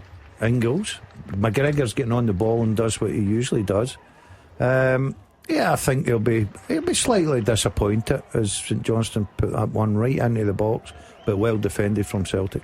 We've talked about Celtic's bench. On St Johnstone's bench there's an interesting one. Uche Ikpeazu, who joined last summer, had I think it was an accident at home, and it was described as a freak injury. Ended up having to have knee surgery, ended up having to have 2 more knee surgeries, has been out for the whole season, hasn't kicked a ball for St Johnstone. Finally on the bench for the first time. Remember watching him at Hearts, he was box office in the way that you just never knew what he was going to do. What sort of house has he got? So 3 injuries in the house. Well, it was the one injury, but he just had to get several surgeries on it. Listen, he'll be desperate to go in there. He's certainly one that can go up and battle away. He's a physical lad. He's strong. A Celtic once again. They're just Adam Ida is walking a tightrope for me. You might look at replacing him at half time. He tries an impossible ball there. That's never working out for him. I think even when he takes that first touch, I think it's a poor one not to understand that he's got time and space, and then the ball's equally as poor. There'll be a taxi for Ida shortly. Open the taxi door. Let him stick his head out in the way. Real Hatate trying to make some space at the edge of the St Johnstone box, lays it off to Callum McGregor, and that one is on the money. Goal flashes with M&D Green Pharmacy. A fantastic finish from Celtic's captain. He's had a few shots already today, but this one finding the bottom corner at Hampden. Celtic 1, St Johnstone 0. Yeah, he's had 18 chances, but that was vintage Callum McGregor. and the captain has led by example. Celtic now with the lead, you would think it might relieve the pressure on one or two players, and they build on that. For St Johnstone, it's a bad blow. It's terrible defending from St Johnstone. I don't know what he's trying to do there.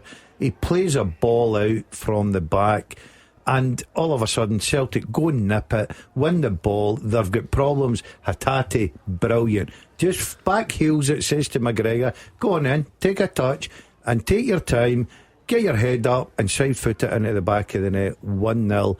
Celtic are off and running. Simo Valacari will be so frustrated at that, because St Johnstone have defended well so far, and then that ball, it didn't really look on, did it? And Carter Vickers comes in. To be honest, I think they've worked on that as it's restart after the goal kick. But was it Duke McKenna? He's too worried about where Carter Vickers is rather than actually coming to the ball and thinking this ball's coming to my feet here, and he allows Carter Vickers to nip in. Still a lot of work though to be done after that. Brilliant for Hatate, Daz is right, great vision. But we said before, if you're St Johnstone, you can't allow Callum McGregor that much time, even when it lands at McGregor's feet.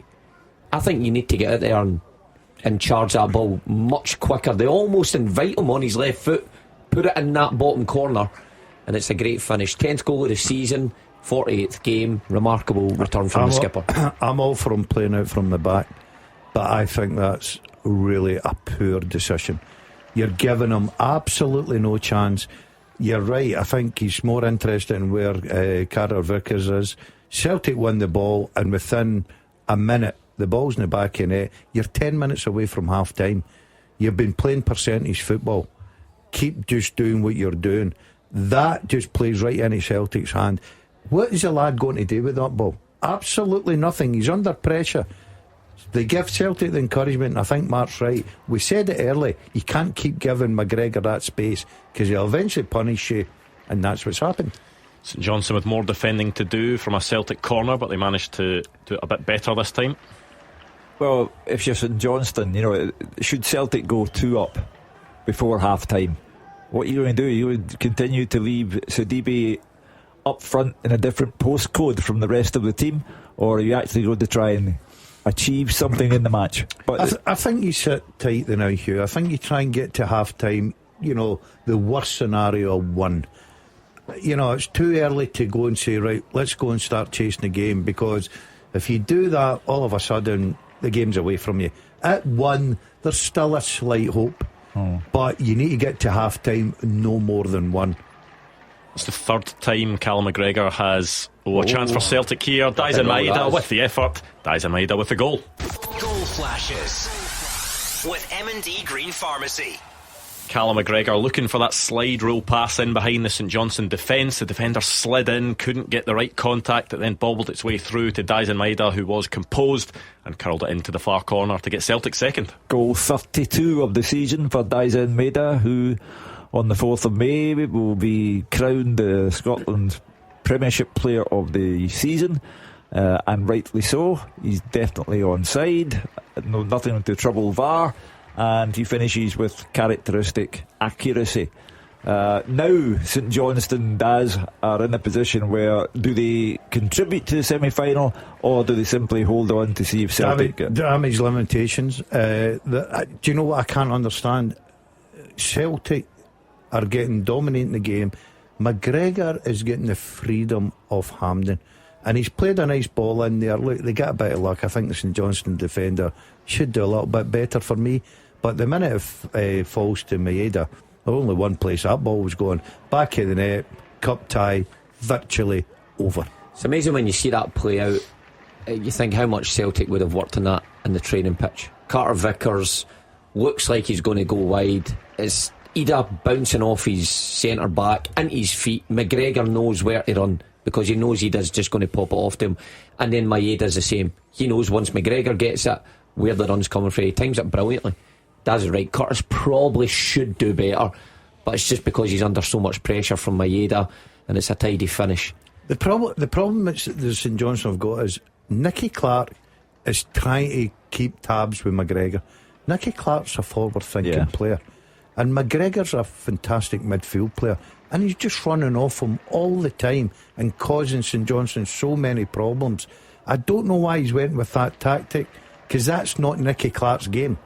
He's a striker. He wants to be in a roundabout. He doesn't want to be chasing McGregor, and he's switching off because that's what strikers do. And McGregor's just using his experience and getting in behind him and absolutely killing St Johnstone at the back. Lucky to get to half time here without conceding a third. Just with the way this is looking now, Hampden, Celtic, everybody wanting the ball now. You know, movement so quick in and around the box. You want to put it past Celtic scoring a third. The third time in his Celtic career that Callum McGregor has hit double figures for a season. This one probably, you'd say, would it be the most impressive, just given the fact that in the previous seasons, 2017-18, 2019-20, he was playing, you know, a bit more advanced than he is this season. Well, he certainly added it to his game. Seasons, yeah. You know what, that was quite evident that early on in the season. And it was quite noticeable. And they might play it down, but obviously there's been a shift or some other information. Maybe it might have been John Kennedy, it might have been Brendan Rodgers, or whoever has just said, look, why don't we look at maybe taking some more efforts from outside area. I think that's evident throughout the full Celtic team. You know, Carter Vickers, and you see Natati, and you see Scales do it, but McGregor has been so impressive from that area, just run about the edge of the box. And I think that's why he's in Team of the Year. I think it's because of he's added those goals as well, hasn't he? You know, this season he's scored some brilliant goals from outside the box, but he's dominating this game. He's enjoying playing here this afternoon. He's got the goal, he sets up Maeda for the second one. Just a captain's performance. I don't think we'll have got your opinion on the PFA Team of the Year yet, Mark. Did you see that come out yesterday?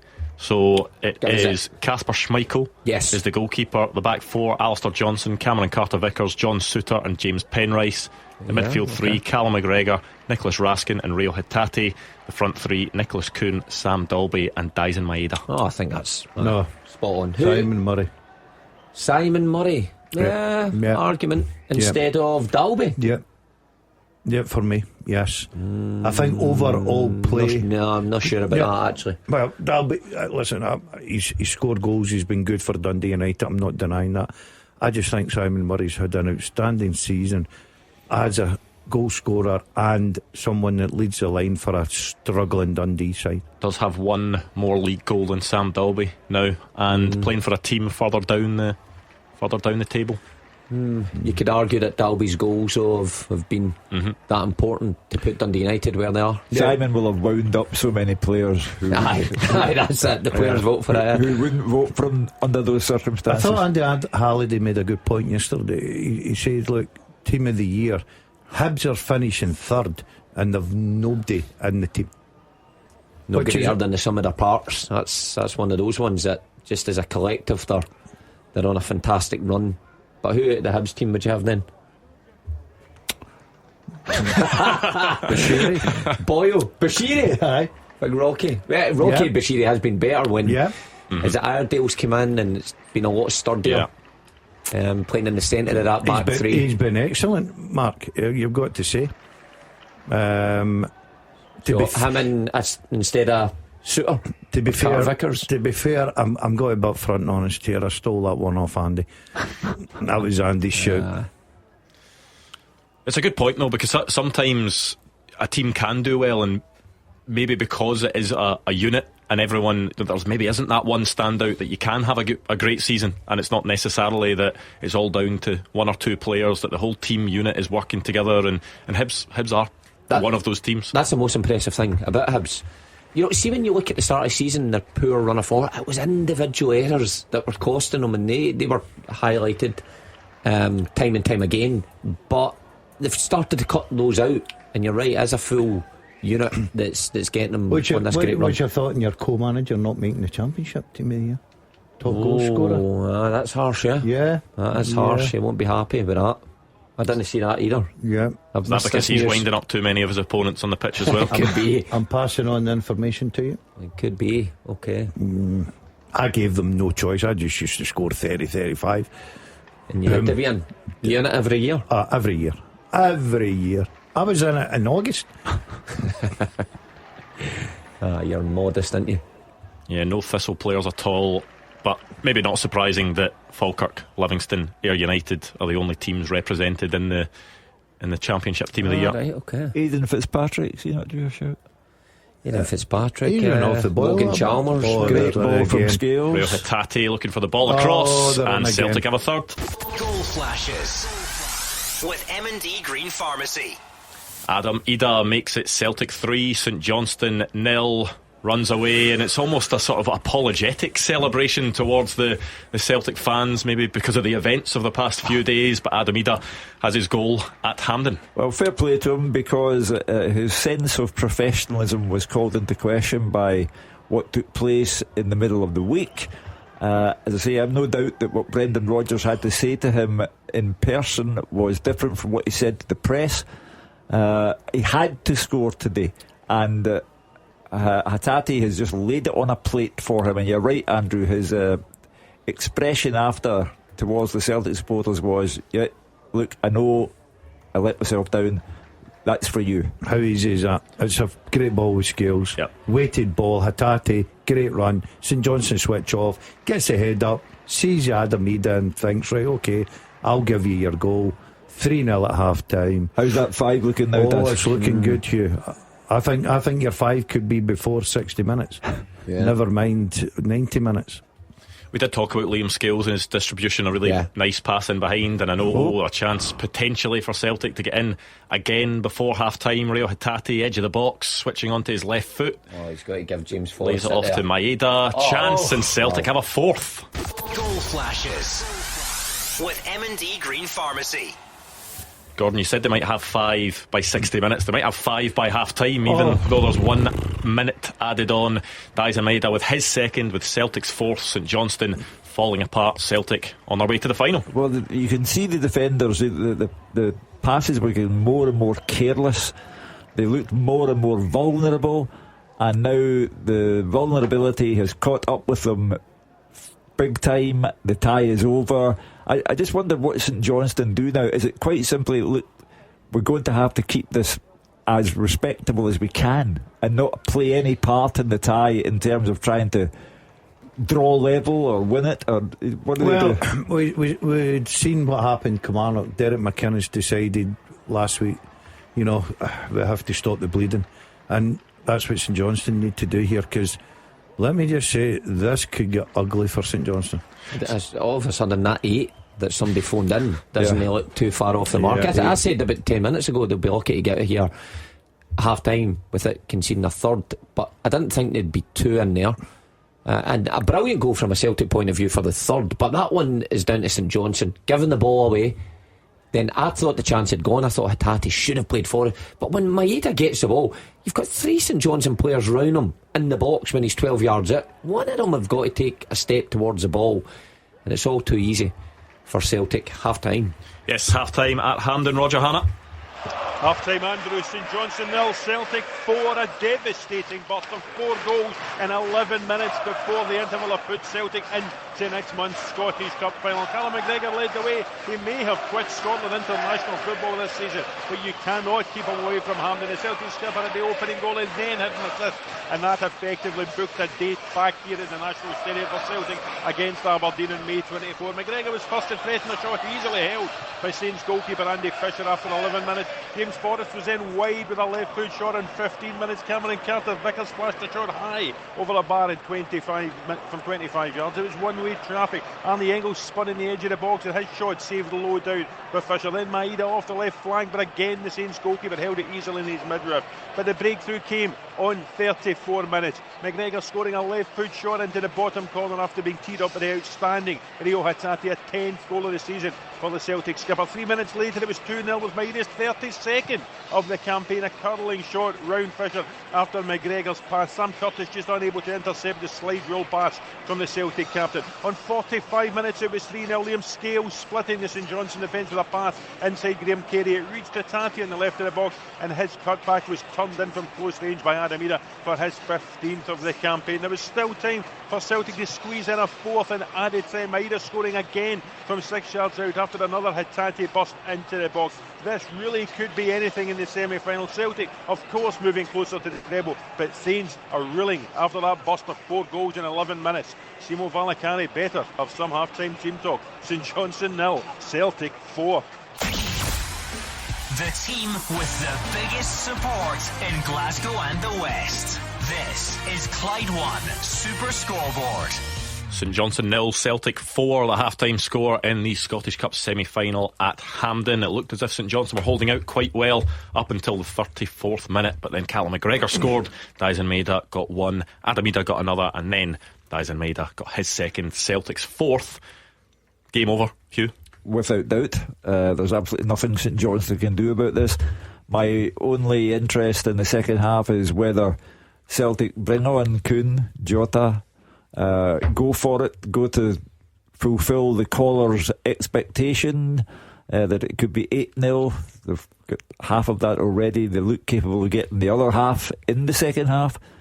So it's a Celtic Aberdeen final, and St Johnstone have nothing to offer this game other than damage limitation. Will the expectation from Celtic supporters and Brendan Rodgers be for this team to really kick on and try and make this a huge scoreline? Because quite often you see it, if a team have a comfortable lead at the break, the game can peter out a bit. It just happens naturally, subconsciously. Players maybe just won't have the same tempo they did at the start of the game. Maybe saw it against Kilmarnock last week. Yes, Kilmarnock made the changes and managed to hold Celtic off for most of that second half, but supporters, the players, the manager will be wanting them to really put their foot to the floor. Well, I think that will be the message from Brendan Rodgers. First he'll say job well done. They were patient and they had to wait for the opportunities to open up, because St Johnstone were defending deep, but once one went in, the floodgates opened. But he sets such standards at Celtic that he won't want to go out here and waste a 45 minutes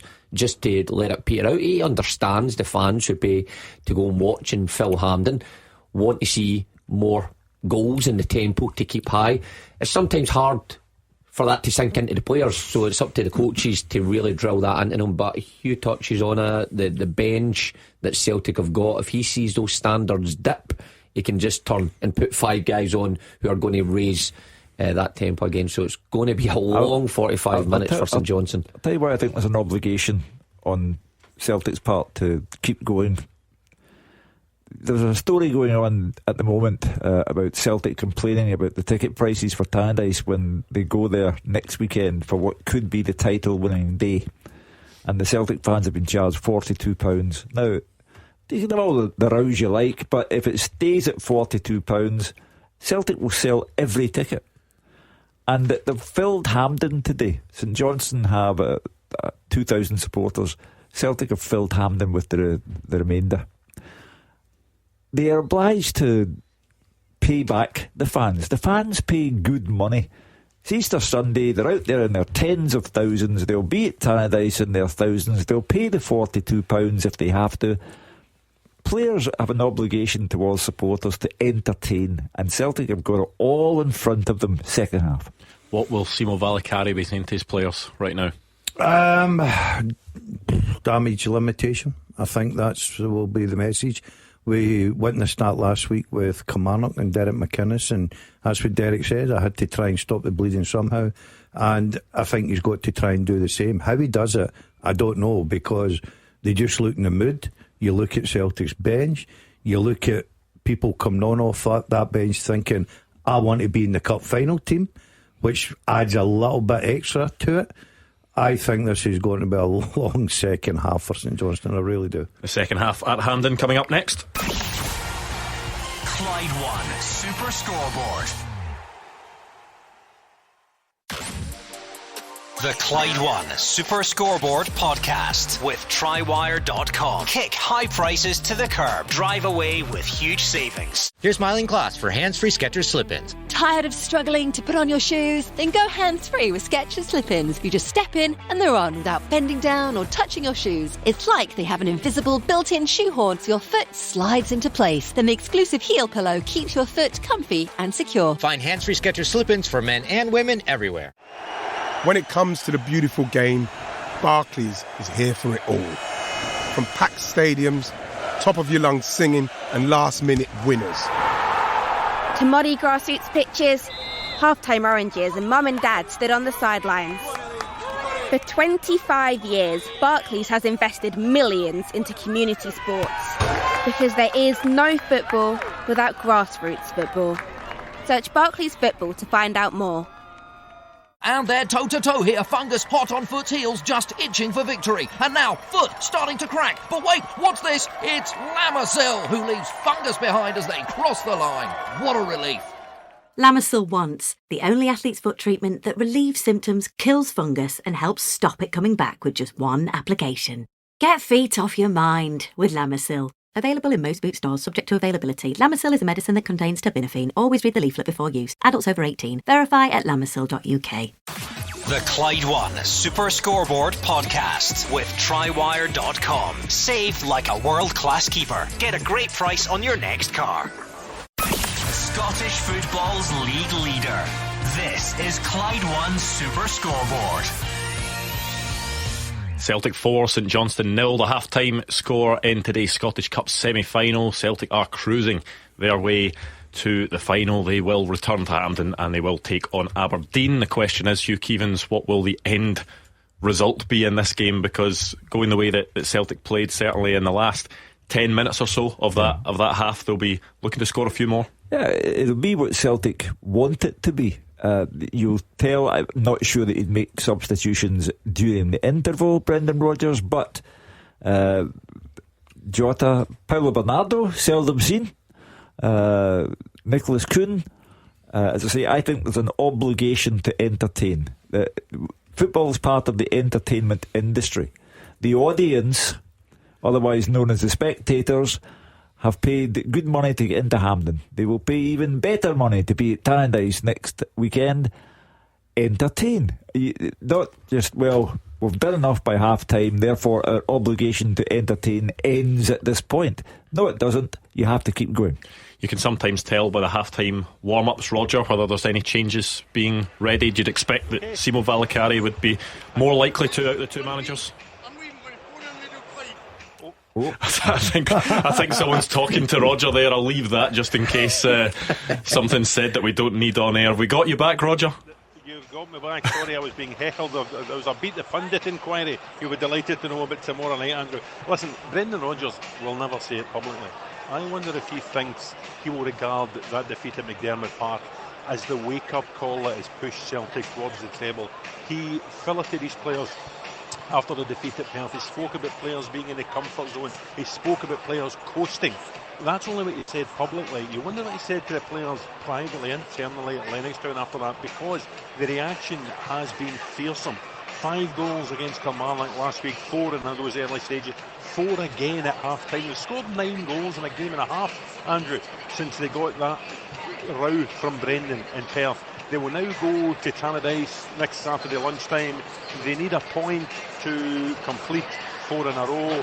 They will get that point, and then they'll come back here on the 24th of May to take on Jimmy Tilleen's Aberdeen in the Cup final. Watching the teams come back down in front of us here.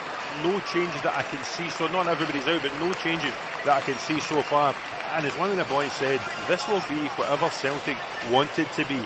They will be reeling from the defeat to St Johnstone in the league a couple of weeks ago, and they will want to finish this season with the type of flourish that their manager demanded in the wake of that defeat at Perth.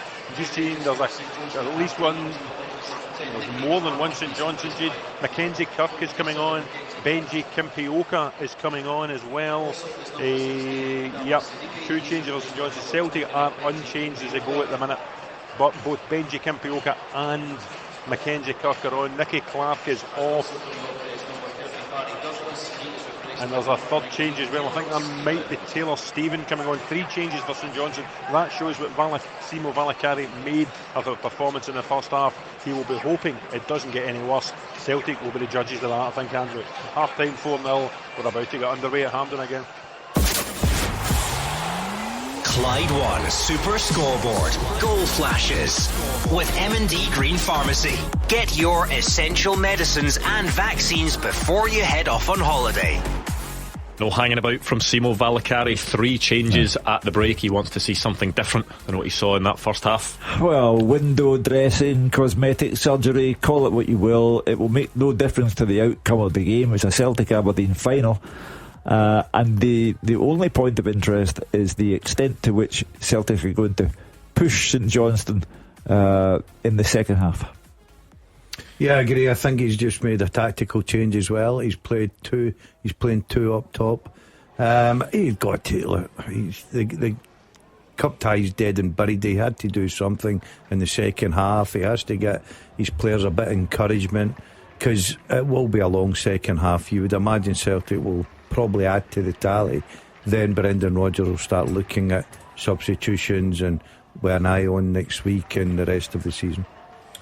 It was a real tough one for Valakari, because if he sticks to the game plan and tries to defend, run about his box with that low block, we've just seen Celtic, quick, slick play, they can score 4 goals like that. So again, he's put 2 up top. He's probably going to go a wee bit more direct, try and take the game up 10-15 yards from where it was played in the first half. So what's he got to lose, really? Another 4 goals. Another 4. But look, everybody's expecting that anyway, so it's a tough one for him. In a sense, Simo Valakari, the 1-0 win over Celtic created a false impression that a world of difference between the two clubs. As I said, before Christmas, Celtic had a 6-0 against St Johnstone and a 4-0. They've got a 4-0 here by half time. So if St Johnstone were to lose 6 or 7-0, who thought it would ever end up any other way?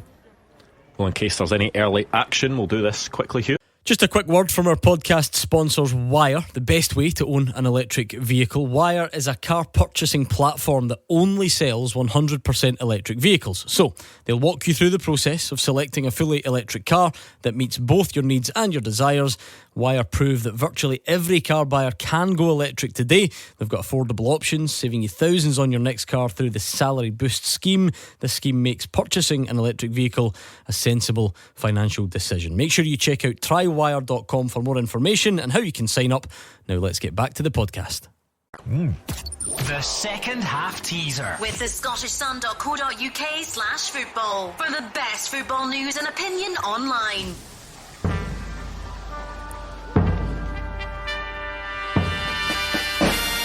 Before we do the second half teaser, we'll give the answer to the first half teaser. Yes, let's do that. I'll tell you what, nobody got it. Right.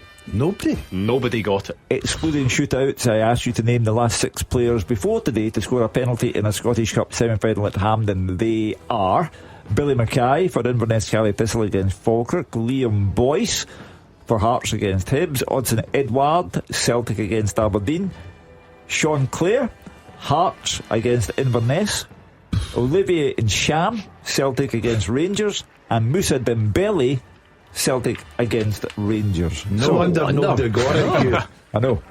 Sean Clare, I don't even remember him. No, do but no singer.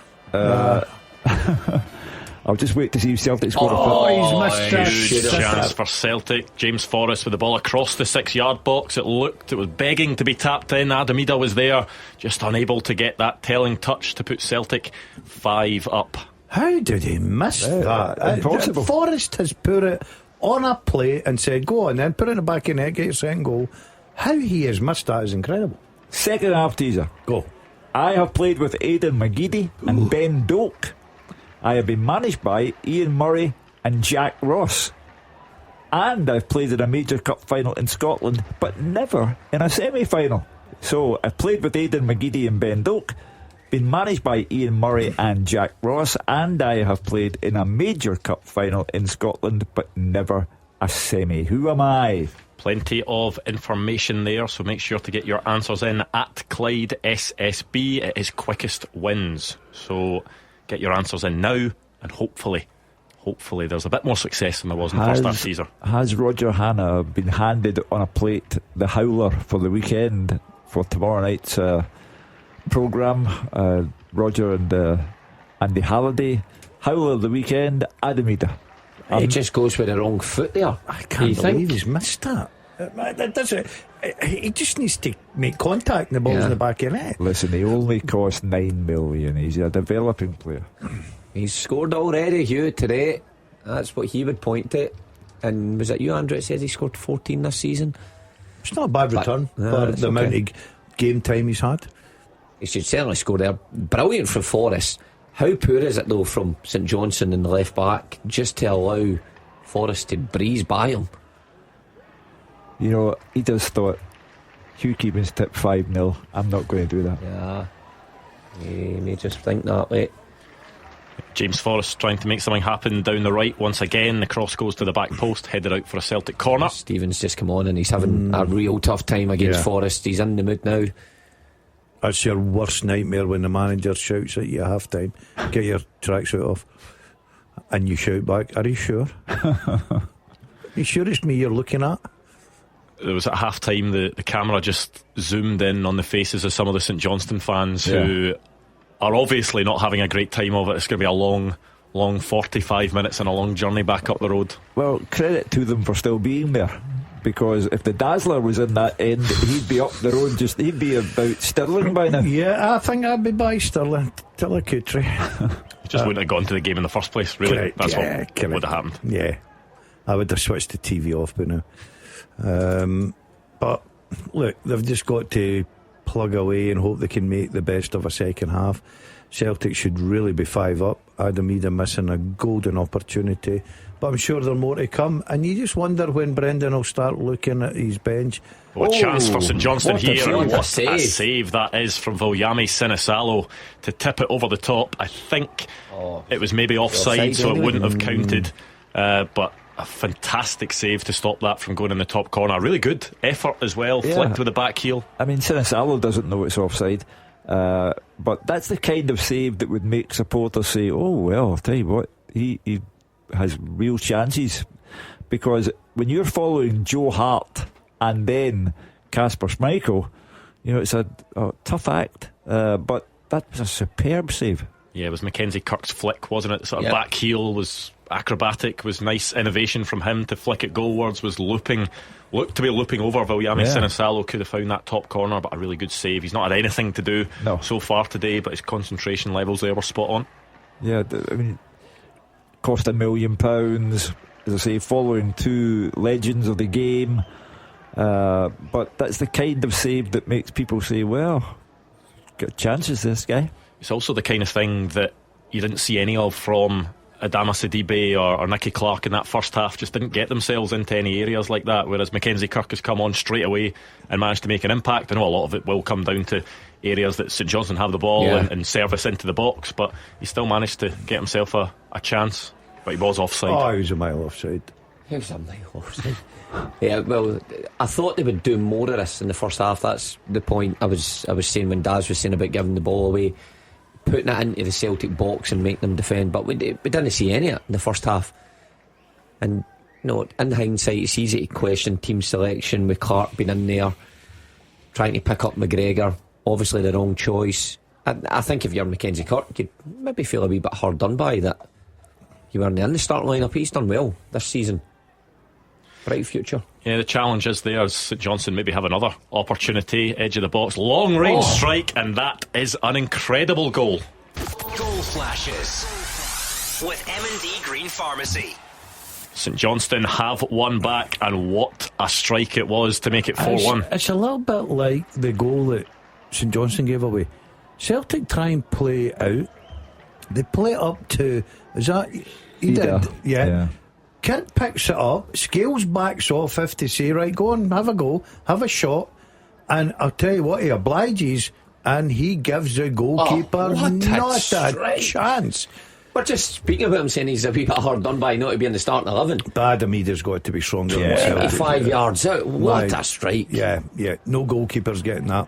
Yeah, Adam Ida buried it. Adam Ida was claiming that he was fouled when St Johnstone won the ball back. He got a push in the back. I think it is being checked currently by the way, VAR. I did think there was two hands for, is it Belidis into his back? Still maybe think he needs to be stronger, but certainly looks like there's a bit of a push. Yeah, there are two hands in the back as Adam Ida's coming to collect the ball at the edge of the centre circle. He goes down, Camera focusing in on referee Callum Scott. Just the game's done. Give Kirk he's his moment of glory. And he makes the motion, and that goal is not going to stand. Mackenzie Kirk looks bitterly disappointed. He's in fact, he's going to the screen. Well, he has to go and check it, doesn't he? Yeah. So he is going to the screen to see whether this one will stand or not. Devastating for Kirk. I did think there was a push by Bilidis on Ida.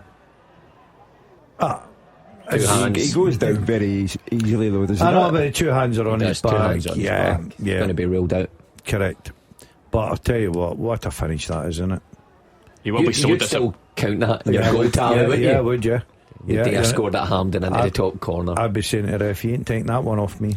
Well, Callum Scott has looked at the screen. He's making his way back onto the pitch. He's not done any sort of motion yet. The whistle goes to his mouth. He makes the screen motion. The goal has been ruled out, so Mackenzie Kirk won't have his Hampden goal. It was an absolute screamer as well, but it will remain 4-0 to Celtic because of that push in the back on Adam Ida.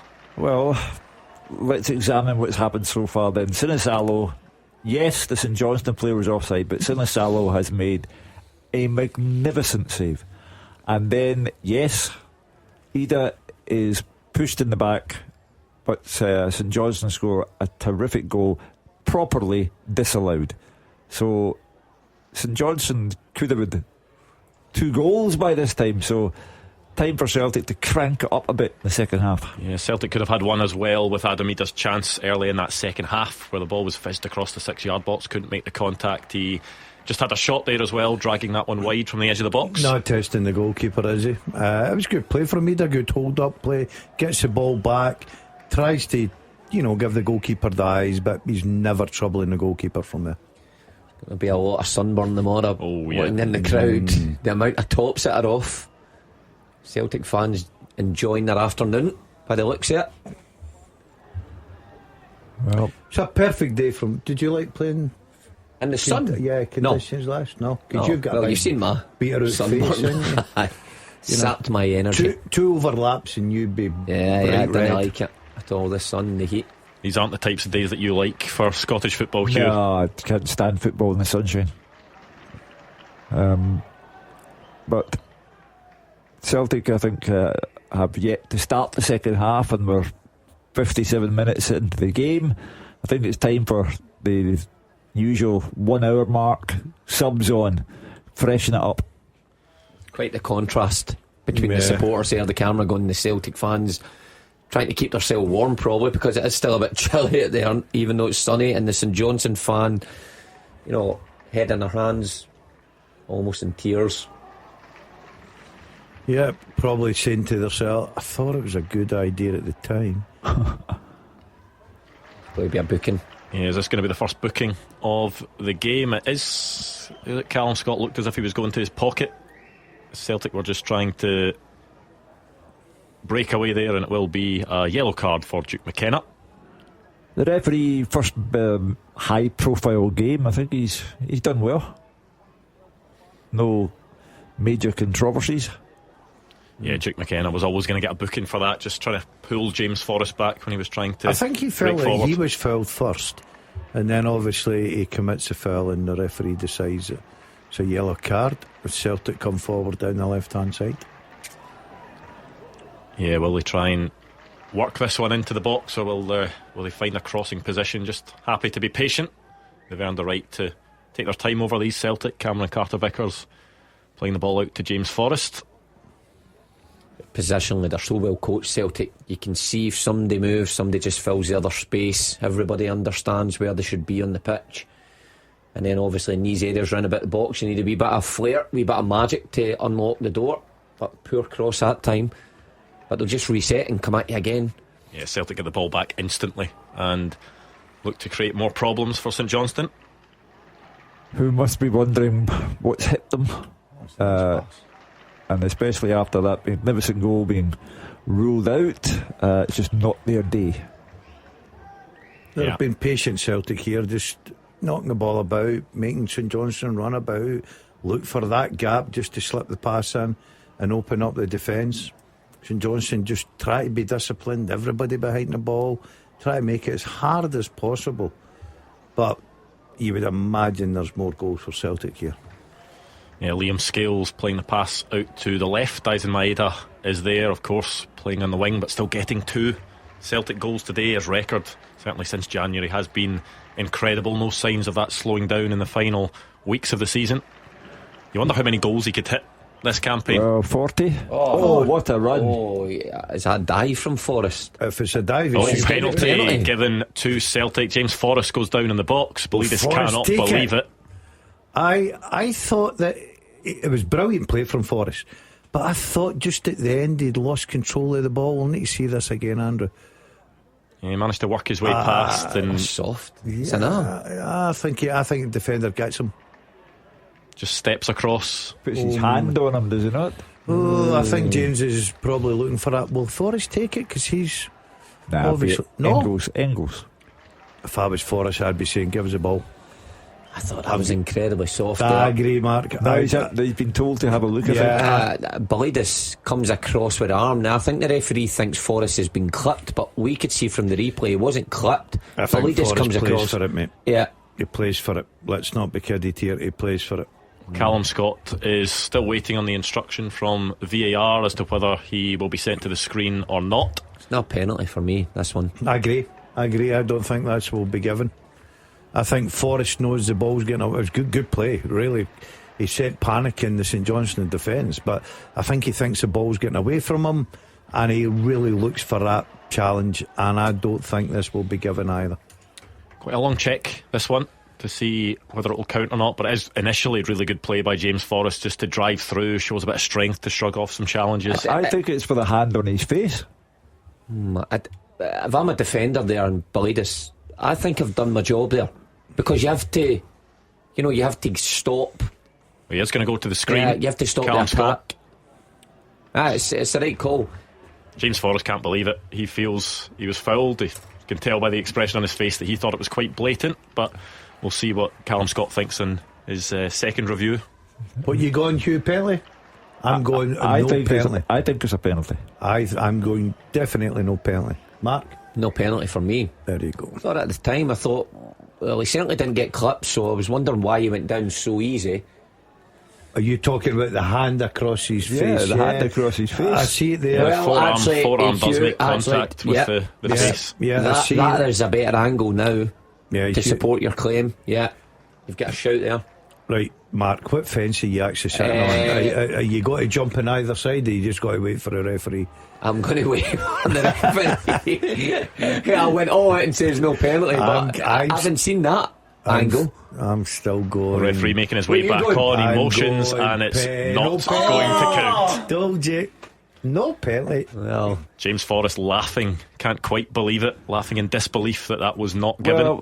Well, since last Thursday night in Bilbao, all we've spoken about is penalties not given, but I still think it's the hand across his face. However, I don't think that's enough for a penalty kick, Hugh. I'm sorry. I think James knows that the ball's getting away from him. Listen, he's quite right to go and see if he can win a penalty. Celtic make 3 substitutions now. Yes, Adam Ida is going to be the first player to make way. He got his Hampden goal today, and he'll be coming off along with James Forrest, Nicholas Kuhn and Jota coming on. Luke McCowan will also come on. Just waiting to see what midfielder it is that's going to come off. What do you reckon? Hatate or Engels? One of the two. Which one? Hatate, yeah. I was just expecting the two of you to wait until the face flashed up on the screen. What you were doing with the VAR there. It is Engels. It's Engels. Both We know going our to stuff. I mean, if you're in that St Johnstone backline, you're probably wishing Ida was the one to stay on, but he's been replaced. Obviously, Maeda will go through the middle, freshen up the flanks. I think James Forrest done well. Even up to his last involvement, it's positive. He's driving right at the heart of that St Johnstone defence, so he can be happy with his day's work again. Where's Paulo Bernardo then? Yeah, it was something we actually mentioned off air earlier on, that since he came back from his injury, he's really not had much of an opportunity at all. He's down the pecking order. He's behind Luke McCowan in the pecking order. I'm not saying there's absolutely anything wrong with bringing on Luke McCowan, Jota, Kuhn. It's just all of a sudden game time has become next to non-existent for Paulo Bernardo. I find that surprising because I rate Bernardo. I think he's a very, very influential player. Yeah, came off the bench for about half an hour against Hearts, but the last two games, that defeat to St Johnstone and then the 5-1 win over Kilmarnock, hasn't come off the bench. Now Maeda, 32 goals this season so far. In fact, is it 33 now? But the one thing he's always been denied is a hat-trick. Now he's through the middle. He's got 2 this afternoon. You fancy him for it, Hugh? Well, you'd have to, wouldn't you? Half an hour to go. 33 it is now for the season. Is 40 a realistic goal for him? Got to be. Many games left. That'll be the final added in. They'll have six games for him to get seven goals. Given his form at the moment, it's obviously still a tall ask, but his form has been very good. You wouldn't put it past him, would you? You wouldn't put it past him to score here in this game for a start. St Johnstone have been run ragged all day because of the stoppages for the VAR checks, etc., etc. We still have a fair bit to go in this game, and he's through the middle with Nicholas Kuhn and Jota on the flanks. Yeah, 2 wingers that you'll feel will be desperate to come on and make an impact, given the fact that they've been on the bench for the last 2 matches. Yeah, you've got to. That's what you're sitting waiting for your chance. You've been disappointed you've been left out for the last few games. You know there's a cup final coming up at the end of the season, so you've got to make an impression. So Brendan Rodgers has put them on there, plenty of time. It's not like they're going on the last 5-10 minutes, plenty of time. Go on and show me what you're all about. Just looking at Dyson Maeda's record solely in the Scottish Cup this season: 4th round, 2-1 win against Kilmarnock, 1 goal for Dyson Maeda. 5th round, 5-0 win over Wraith Rovers, hat-trick for Dyson Maeda. In the quarter-finals, 2-0 win over Hibs, a goal for Dyson Maeda. Semi-final today, 4-0 up against St Johnstone, 2 goals for Dyson Maeda. It's quite a record in the competition this season, isn't it? It's just been his season. I mean, Kyogo was the one that the Celtic supporters loved, but when he went to France, no replacement was bought. Maeda stood up and delivered, and continues to deliver. Yes, 7 goals in 4 Scottish Cup games. That's a brilliant ball in, and Celtic have another. Goal flashes with M&D Green Pharmacy. Well, I said the wingers would be looking to make an instant impact, and Jota has done just that. A tap in at the back post, like a young Celtic fan has managed to make his way onto the Hampden pitch and celebrate with Jota. Not so easy to do that at Hampden. No.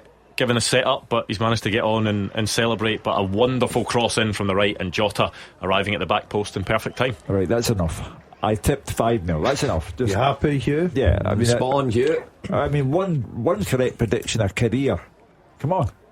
What a goal again. I'm talking about positioning earlier, and in relation to the ball, where to go. Alistair Johnson knows when it goes wide to Kuhn to make that underlap and run, and he's got no other thought in his mind just to put it in an area. And of course Jota knows where that ball's gone, and it's a great finish.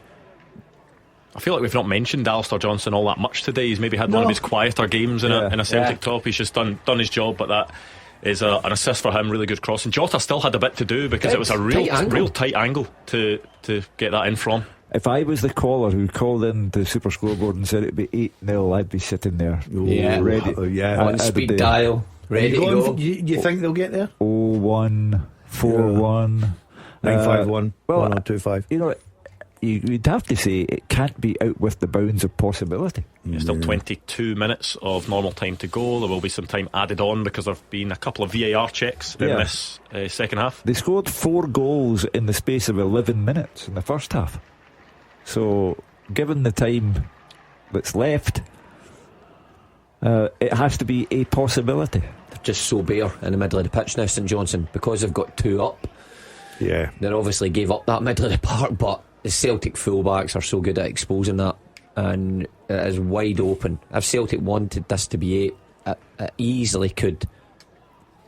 Josh McPake just coming on for St Johnstone there for Graham Carey. Offers a bit of a different option for them, but what was the message here? Tough for time McPake to come on. Go on and change the game. Change the game. I don't care how much appearance money you're on. You don't want to be on there. Oh, you'd take it though. Would you? Oh, without doubt. Maybe It's not my last- fault. That's what you'd be couple- thinking in it. That may be the last couple of minutes, but I don't want to go on at 69. No. Just go on and run a bit, wouldn't you? Well, that's what you made a career out of. that. Exactly. There is going to be another change for Celtic. I can see behind one of the graphics. That's Paulo Bernardo, isn't it? That's going to come on for Real Hatate. We just mentioned him. Paulo Bernardo not played all that much recently. Of course, did have that injury that kept him out for a couple of months, but he'll be happy to get the opportunity to do something for Celtic today. Yeah, it's glee time now for Celtic. You know, at least 20 minutes left, 5 up, 4 changes, and you're talking about top class quality. Kuhn, Jota, Paulo Bernardo, Luke McCowan. Luke McCowan, good for a goal. Came on up front last weekend, which was a strange one. Celtic obviously had limited options by that point in the game, but for the last few minutes came on and played up front. Yeah, but as I say, St Johnstone, they have run themselves into a standstill, and there are 20 minutes left, and Celtic have made 4 changes to bring fresh legs, fresh ideas, fresh enthusiasm, and then they give the ball away. There's Maeda as well. Yeah. Mind you, I'd forgotten about his hat-trick. I thought he was missing. That was the one thing missing from his season, a hat-trick. Hat-trick against Wraith Rovers in the, what was that, 5th round of the Scottish Cup. He'd be disappointed if he doesn't get one today. Yeah, still plenty of time for him to do so. Celtic have made, they made 4 changes so far, so they've still got 1 that they can make. I'd bring in a new rule. If it got to 5, you've got to take your goalkeeper off. Entertain the St Johnstone fans. Or you've got the right just to end the game if you're St Johnstone. Get up the road. No, well, you're paying a lot of money, so no, just serve the goalkeeper. Off you come, son. Hugh, do you want to give us a reminder of that teaser? Yes, I have played with Aidan McGeady and Ben Doak. I have been managed by Ian Murray and Jack Ross. And I have played in a major cup final in Scotland, but never played in a semi-final. We have some answers coming in. Bailey says Jack Hamilton. No. Sean says Andy Robertson. I can see why with Ben Doak in there, but no, it's not that. We'll get your answers in at Clyde SSB. I think like the first half teaser, there are still spots on the podium to be taken up. How are you two getting on with that? I've not even thought about it. I'm not so Sunday, good. I'm a bit rusty in this. He's a bit lethargic today, so not firing in all cylinders, is he? I need another Red Bull to give me wings. Maybe we're catching people out with it being a Sunday. People not used to Sunday teasers, Hugh. Well, lazing on a Sunday afternoon, as the Kink said, so it's Easter as well. Everybody's got other things, and a Sunday roast, Easter Sunday roast, leg of lamb, something like that. You love a Sunday I'll roast. be going home to that later. Good lady making him a wee Sunday roast. I'd rather have a curry. A curry on Easter Sunday? Yeah. Oh, Jesus would be appalled. What? You joking? Yeah, I don't like roast dinners. Do you like you? No. Right, you don't like chocolate, you don't like roast dinners. Yeah, I'd rather have a curry. What, an Indian or a Chinese? You don't like the sunshine either? No, I don't care for the sunshine much. What would you have, Hugh? What's your I'd rather it was snowing and I had chicken tikka masala. Oh, beautiful. Beautiful. Celtic just being patient, passing the ball around, trying to work that opportunity. Nicholas Kuhn playing the ball, trying to go over the top for Daisen Maeda. You two guys, as the pros here, at 5, do you simply lose concentration a bit if you're Celtic? I think you start becoming a little bit slack and take an extra touch. And I think those guys at the back, like Carter Vickers and Scales, and not much involvement. But I don't know if you're Kuhn and your Jota who have just come on, your Maeda chasing a hat trick. I think you're still desperate to get more goals. Is it more of a subconscious thing, though, that it might not be a deliberate act, but the fact that you are cruising in the game? Daisen Maeda trying to get his hat trick, but blazes that over the bar. Could it be a more subconscious thing that you know that there's not much jeopardy there, so maybe just play not a slower tempo a bit? But there you go. You just see Maeda peeling off the bat there. It's a brilliant ball for Greg Taylor. Great first touch. he probably should just try and keep that low and go back across the goalkeeper. It's just always on the rise. But I think Maeda and those guys, and Bernardo as well, be desperate to impress. Well, there's places up for grabs for the cup final. Here he comes. Oh, here's a man. Uche Ikpeazu will be getting his first minutes for St Johnstone. His size compared to the manager. Yeah. Is he sub the sub? No, that's Duke McKenna who's coming off. He started the game, and Uche Ikpeazu, who's had a real rough season. We talked about that injury that he had at home that's resulted in 3 knee surgeries. He's worked his way back. Certainly has been doing his time in the gym. He's always been a big guy anyway, Uche Ikpeazu, but he's a unit, isn't he? A couple of bowling balls stuck up his sleeves there with his shoulders on him. But in all seriousness, the game's gone obviously for St Johnstone, but to get him back on the pitch and get him the last 15 minutes, he is already trying to get in about Cameron Carter-Vickers, who does really well up against him, just holds him off. Just going on about Scales and Carter-Vickers maybe taking a bit off their game now and enjoying the last bit and to see Ikpeazu coming on, you think, oh no, there we go, a battle ahead. But listen, they'll relish that. Carter-Vickers loves that sort of battle. They'll relish that. Just remember, like, every time I remember watching him for Hearts, it was just you never knew what he was going to do next. This unpredictability about him. Where did St Johnstone get him from? He was down south last season, wasn't he? He'd been playing because afterwards he went down south. Did he not get a £1 million move at one point to Middlesbrough? Was it Middlesbrough? And was there for a bit, and was most recently at Port Vale. After spending a bit of time in Turkey. Yeah. Cameron Carter-Vickers there just grabs a hold of him and throws him out the way. It's Anthony Joshua and Tyson Fury there. Anthony Ralston, the next to come on for Celtic, so that should be the end of Alistair Johnston's afternoon, you would suspect. Well, he got a good goal last week, didn't he? He sure did. I hope so.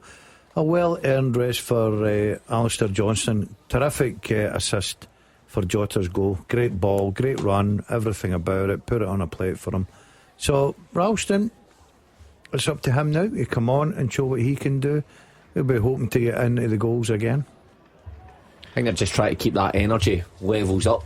Obviously full-backs key. I think Greg Taylor will naturally give you that just now, just because he's always fighting a battle to please the Celtic fans. But Johnson, long season he's had international football as well. Right time to take him off.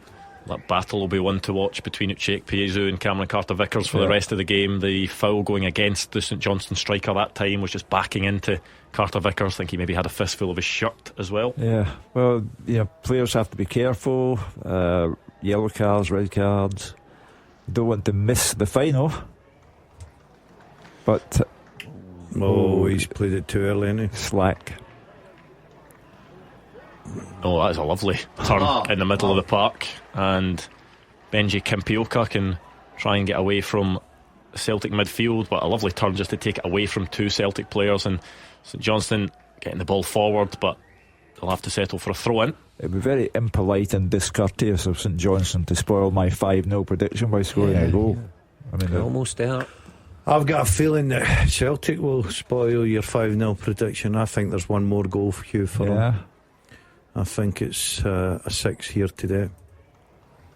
Well, here is Taylor Steele. I mean, if St Johnstone competed better in this half, certainly they've not conceded as many as they did in the first half. Have they just posed more of a threat at one end? Yeah, I mean they would consider themselves unlucky, but the goal that was disallowed was properly disallowed.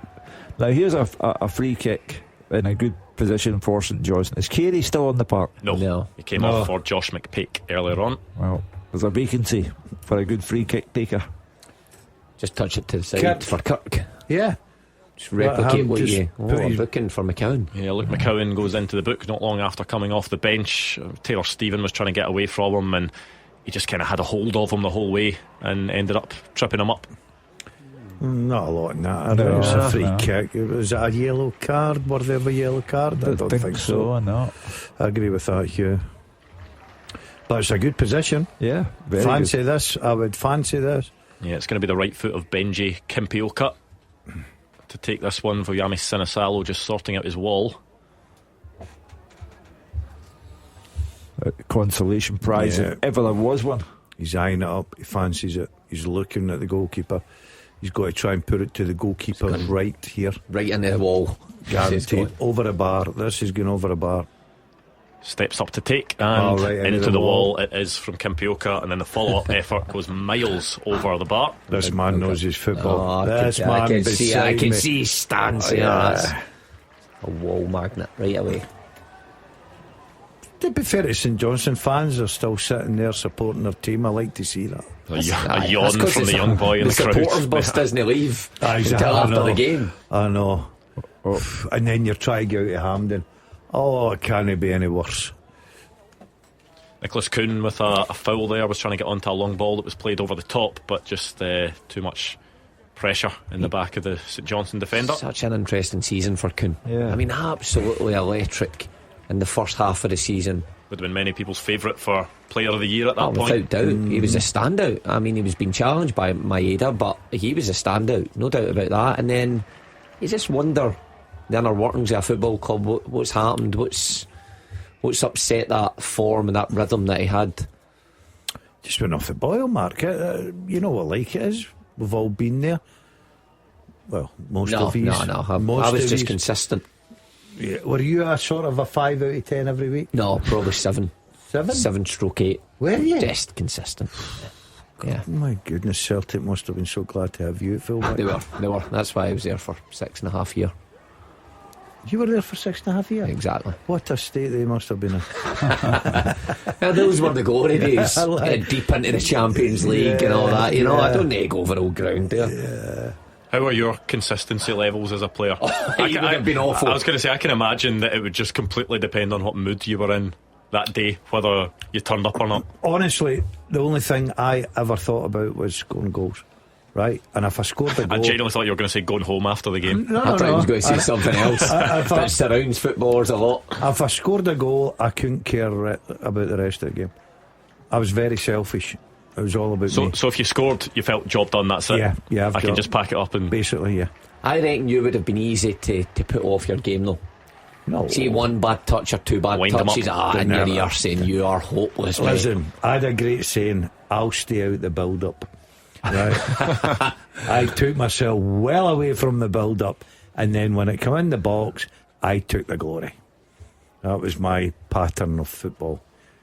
Would you ever find yourself out in wide areas at all? Oh, not at all. Always within the lines of the box, essentially? Yeah, and I hated running away for the goals because you had to run back.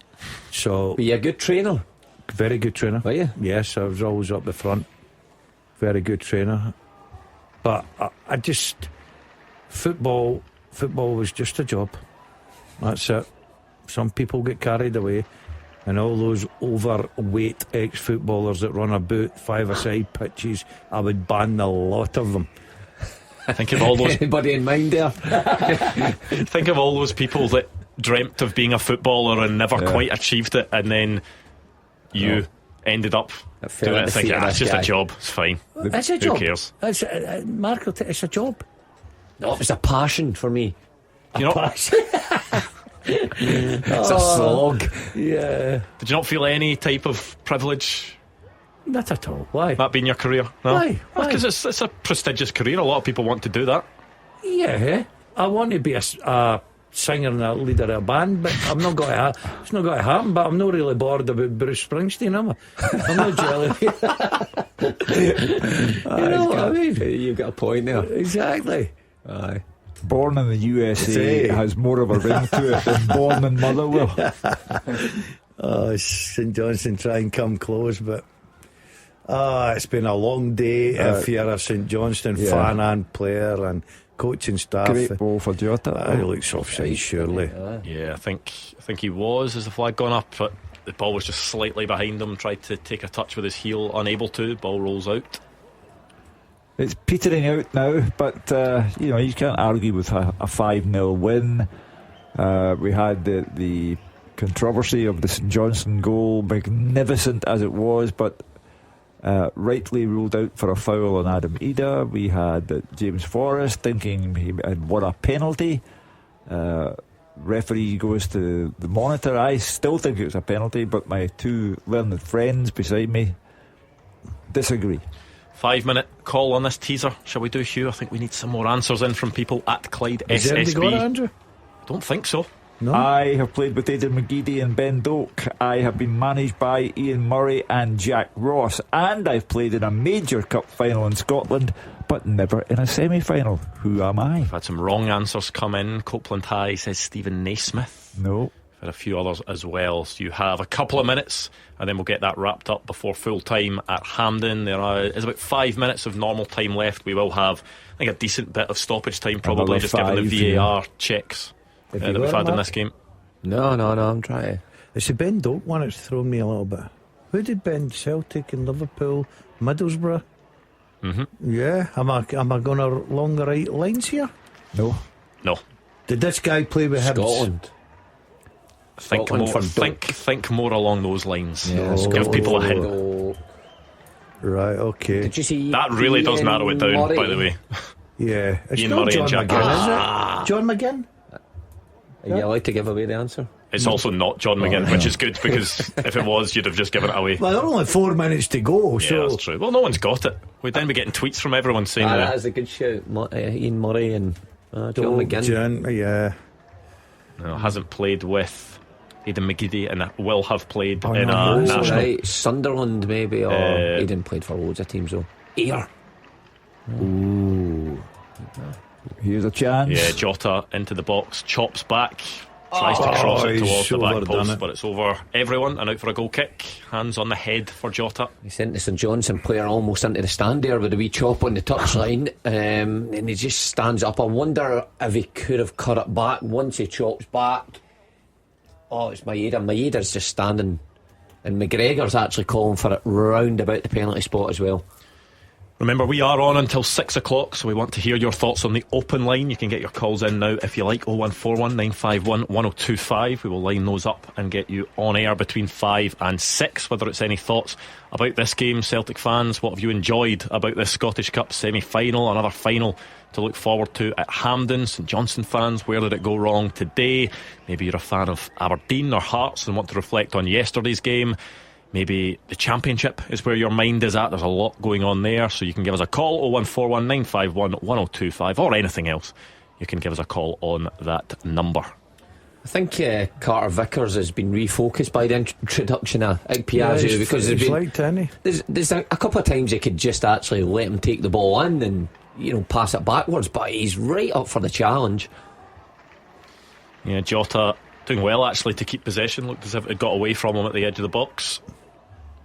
I can't believe I'm this close to a correct prediction. Oh, brilliant, Hugh. Come on. I think we finally have one correct answer on the teaser. There we go. That would have been a tough day if there was no correct answers on the first and second half teaser. When shall we reveal all? Shall we just do it now, Hugh? Okay. Let's get it out the way.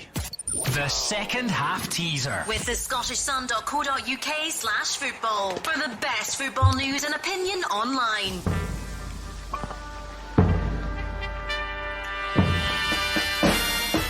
I have played with Aidan McGeady and Ben Doak. I have been managed by Ian Murray and Jack Ross, and I have played in a major cup final in Scotland, but never in a semi-final. I am, and I'll explain all the reasons why, I am Lewis Morgan. Lewis Morgan is the correct answer. Played with Aidan McGeady at Sunderland and Ben Doak with Scotland. Managed by Murray and Ross at St Mirren. Started the 2019-2020 League Cup final against Rangers, but never played in a major semi-final in Scotland. Yeah, Lewis Morgan. That was a good one. I think the Ben Doak one would catch you out, because maybe his Scotland appearance at the end of last year, wasn't it, is one that maybe went a bit under the radar. Is that against Hungary? No, at the Euros. Yeah. Did he come on? No, it wasn't at the Euros. It was in the September games, I think he played. But I made an appearance towards the end of. That was a hard one. I wouldn't have got that. I wasn't thinking Morgan. No, I wasn't either. Lewis Morgan came on in the goalless draw with Portugal in October. That's why it wasn't so memorable then, He's MLS, but and played in the Scotland-Poland game in September and the Portugal-Scotland game in September as well. So he did get 3 caps towards the end of last year. So it might be St Johnstone now with a free kick to spoil my flawless prediction. I don't think they're scoring today, Hugh. Well, potentially a chance here. It's headed, but Got to be out, ball surely. was kept in play, I think. Oh wow! Maybe not. Goal kick has been given. As we enter the final minute of the match, just waiting for the fourth officials board to go up to see how many minutes we will get left of this game. Should I do a lap of honour of the studio if I get one right? Magnificent shout. Is this your only prediction you've got right? Surely not. In my career. Yeah, that's what I was meaning. Oh, it's finished. Is No, it? no, he's just. Why is it 2 managers? Just a bit of an embrace between the 2 managers. Yeah, I think. I've never seen that before. Before a game finishes, having a wee. Yep, there we go. Well, no added time at all. Full time at Hampden. Roger Hannah. Full-time Andrew, St Johnstone 0, Celtic 5. Celtic will play Aberdeen in the Scottish Cup final here on May the 24th. They will chase a treble, they will chase a 43rd Scottish Cup after a comprehensive win over the Sorry Saints, who have been left with only a survival fight in the Premiership this season. The semi-final was won and lost in 11 minutes before the break. A 4-goal blitz for the Hoops to avenge their league defeat at McDermott Park 2 weeks ago. They've had 5 goals for the second successive weekend, and they now go to Tannadice on Saturday lunchtime, chasing just 1 point to seal 4 in a row. Skipper Callum McGregor set it all up. 34 minutes, a left foot shot into the bottom corner of the Saints goal after being teed up by the outstanding Rio Hitati, who had 3 assists in the game. That was a 10th goal of the season for McGregor, but then Dyson Maeda started with a curling shot round Fisher after a pass from the skipper. Sam Curtis unable to intercept the slide rule pass from McGregor into the box. It was 3-0 in the stroke of half time. Liam Scales playing a ball inside Graham Carey to Hitati on the left of the box. His cutback turned in from close range by Adam Ida for his 15th for the season. Maeda got his 33rd of the campaign in stoppage time at the end of the half. Hitati busting into the box and setting up his fellow Japanese international for a low shot past Andy Fisher. Saints made 3 changes to the break. Mackenzie Kirk coming on among them, and he had an incredible effort disallowed after a VAR check in 54 minutes. A long range shot flashing past Jami Sinisalo, but referee Callum Scott was sent to the monitor by VAR official Andrew Dallas, and the goal was disallowed for a shove by Daniel Balodis on Ida on the halfway line. There was then a VAR check that went against Celtic, and now a penalty given by referee Scott for what looked like a shove at James Forrest in the box. VAR official Dallas again recommending the referee go to the monitor, and this time he overturned his decision. Celtic sent on 3 subs as well. They included Jota, and he got the 5th goal in 67 minutes. A wonderful deep swinging cross from Alistair Johnson from the right, and Jota squeezing in a finish past Fisher at the back post. There were other chances for Celtic, Maeda and Jota among others to go close, but they declared it 5, and now they face the Dons in the final back at Hampden, where they beat them 6-0 in the Premier Sports Cup semi-final earlier in this season. On this one, who would bet against Brendan Rodgers for a treble? St Johnstone 0, Celtic 5.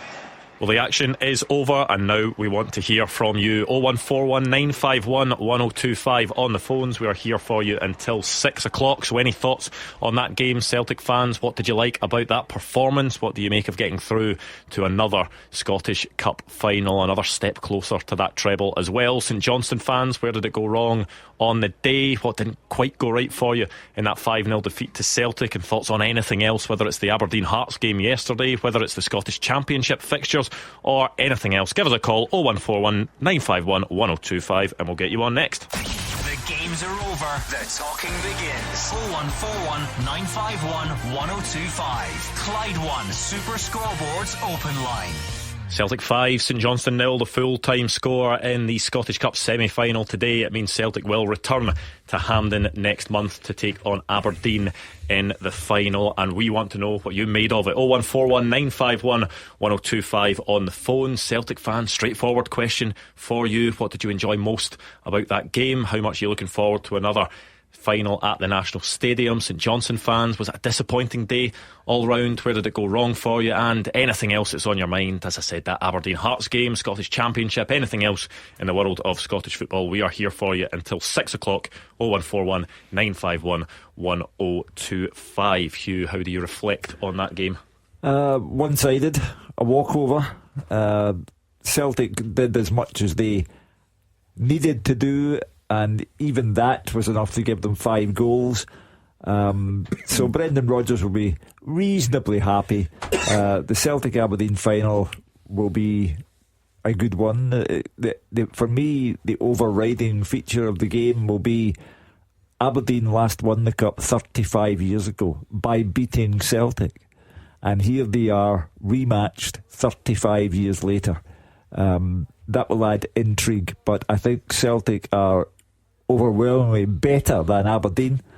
And when the treble is at stake and everything comes down to that one match on the 24th of May, I think Celtic will have too much for Aberdeen. Brendan Rodgers going with the same team that put in a good performance against Kilmarnock last week, the same team doing it again today. Well, I think that's why he'll be delighted a bit today, because I think when you have a go at your team through the press, and I've no doubt he would have done it behind closed doors, but when you put that out to the world, you want to see a real reaction in the games after that. And he certainly got that against Kilmarnock, but at a different occasion, a semi-final coming to Hampden, you want to see a repeat, and that's why you put out the same team to hopefully get a repeat, and they did, almost a carbon copy. Blew St Johnstone away in the first half. Once the first goal went in, thought they found it easy. St Johnstone then just crumbled and went to pieces, and they kept the intensity up a wee bit in the second half as well, and got their goal. So impressive performance again, strength and depth all over the pitch, and you'd have to fancy Celtic in the final. So it's going to be a good one for Brendan Rodgers, and the treble up for grabs once again, like it was in 2016 when he faced Aberdeen. Yeah, another step closer for Celtic to another treble. Yeah, it was all about getting that first goal. The minute the first goal went in, it was a case of how many Celtic wanted. They were very comfortable in the game throughout. Brendan Rodgers would be delighted with 5 goals, clean sheet as well. Could have probably added a few more if they wanted to. They're in the final, they're one step away from the treble, and I agree with the boys, they'll be heavy favourites against Aberdeen. We will hear a bit from Brendan Rodgers and Simo Valakari, I'm sure, before the end of the show. Roger Hanna just on his way down to speak to them now, but for now we want to hear from you. 01419511025. Paul is a Celtic fan up first. Paul, what pleased you about that victory today? Oh, it was absolutely amazing result, brilliant, but that's not the point I'm on about. The point I'm on about is what's the reason we have VAR in this country. Well, the reason we have VAR is to hopefully clear up any mistakes that are made, and you obviously have a mistake that you think hasn't been cleared up properly, Paul. Well, was it not 2 VAR decisions in the second half that took over 4.5 minutes to resolve, but there was no extra time? Yeah, that to be fair, I did think that was a bit of a strange one, that there were long VAR checks and there was no injury time. Not quite sure what the reason for that was. Was there a particular incident during the game, Paul, that annoyed you? The penalty, in my opinion, I've listened to it, or I've watched it on the television. I've not been at the game, so I'm going to go with what the television commentators are saying, and they are saying it wasn't a penalty because he never touched his foot. It was a blatant palm on his face. Forrest's face was hit with the guy's hand, and that pushed him over. So it was, in my opinion, I might be wrong, but in my opinion that was a definite penalty. Well, that was my opinion as well, Paul, but my 2 professional colleagues, the Dazzler and Mark, both thought it was not a penalty. You started to change your mind slightly, didn't you, once you saw the arm across the face? I could understand why it was then being looked at. Right away, I thought Forrest had went down easily, and I says it was a dive, or had he dived? I then seen it back, okay, there was contact, so I just thought he was maybe brushed off a wee bit, and he went down as a result of that. When I seen the picture from behind the goal, the arm, the latest arm certainly comes across Forrest, and it does catch him in the face. Was it enough to give a penalty? Probably not, in my opinion. I thought it was the right call that the referee came to there. Yeah, I think it's all a matter of opinions, and I'm sure Celtic fans would be shouting for it. Of course it would be, I'd be the same, but looking at it overall, I thought the ball got away from him. Yes, the defender comes with his arm. It's never a penalty in a million years. The decision to arbitrarily not add on any extra time is baffling, because had that game been 1-1, for example. I think it is different though. If the game was 1-1, they would have had the injury time. There's I no way they would do the because- same. yeah, And I'm not saying, passion there. and I'm not saying that they should have done what they did, but it is completely different. If the game is hanging in the balance, 100% they would have had the injury time there. But I have no idea why they've decided not to do it on this occasion. It's not a big deal because Celtic won 5-0, but you can't just make it up as you go along like that. Either time is added on for the VAR checks, or it's not. I've been involved in that, Hugh. I know what you're saying, and you're probably correct. But I've been involved in a game where the game's away from me. For instance, I remember the 7-0 at Hampden, and the game was away, and the 90 minutes went the clock. I know VAR wasn't around then, but still substitution, injuries and everything, and the referee just blew the whistle because the game was finished. We did see just before it ticked over to the 90th minute, there was a sort of embrace between Brendan Rodgers and Simo Valakari. I wonder if Valakari just went over and said, you know what, just shut the injury time, just leave it. But I'm just speculating there. Did you take any joy away from the game today, Paul? No, absolutely not at all. And I hope I'll get the time here to wish Mark all the best on Friday night. Oh, thanks, Paul. Cheers, I appreciate that. Paul, did you say you took no joy away from the game at all? Oh, I took no joy at all away from the game. I still enjoyed 5-0. Oh, right, sorry. Okay, okay. I get you. But yeah, look, it was another good Celtic performance, another good win, and a good reaction from the players once again, because there was a lot of talk a couple of weeks ago, Hugh, about Brendan Rodgers saying the players were too comfortable, that some of them were coasting. Essentially, publicly, and will have done privately, set the players a challenge to make sure that they go out and smash through that finish line. And the last two games, they've scored 10 goals. I think the size of the crowd today, the Celtic fans are really up for the finale to the season. They will go to Dundee United Saturday lunchtime, and they'll pay the £42 per ticket, and they'll hope that Celtic win the title. And then they will look forward to the game at Ibrox that follows when Celtic go there as champions, and so on and so forth, until the 24th of May, Cup final day. And then they will want to go away having won the Cup and able to say Celtic today created a world record of 9 trebles. That's what's keeping the Celtic fans going. Very confident that treble's coming, Paul? Oh, very confident. Very, very confident. Can't see anybody beating us now. And the only team it could be is Aberdeen in that final, but it's going to be a big ask for them. It certainly will be, and it's been a good season overall for Jimmy Thilleen in a roundabout way. A semi-final in the League Cup, a final in the Scottish Cup, and up there at the top end of the league. So it'll be a big challenge. I think I was just going to say for Brendan Rodgers, I think it's all just about refocusing your players, because I've been in the dressing room where you are miles ahead in the title, and how do you keep the players motivated to get over the line and get the job done? And it's about setting them wee challenges. So I think after that St Johnstone defeat, it was about refocusing the minds, setting out what's in front of you. I've no doubt it would have been the semi-final, obviously. Well, the first game, a better reaction, which you got, but then the semi-final ticked that off. But these remaining 5 games are huge as well, in terms of keeping the standards up, in terms of the game against Rangers. Do you not think the motivation's quite simple? You're playing for cup final places. Look, we all thought Jota, Kuhn, probably 3 weeks ago, were stick-ons to start in a semi-final. None of them started today. They come off the bench. So I think he's keeping everybody on their toes. I think the picture's bigger though than just cup final places, because he spoke about having a comfort at Celtic and they can't get complacent and making changes in the summer. That was a message to the players about the summer, and a message to the board as well, that he wants to keep improving this squad. So the squad at Celtic always evolves, and that was his message. So these remaining games, is a big ask for these Celtic players to keep those standards up.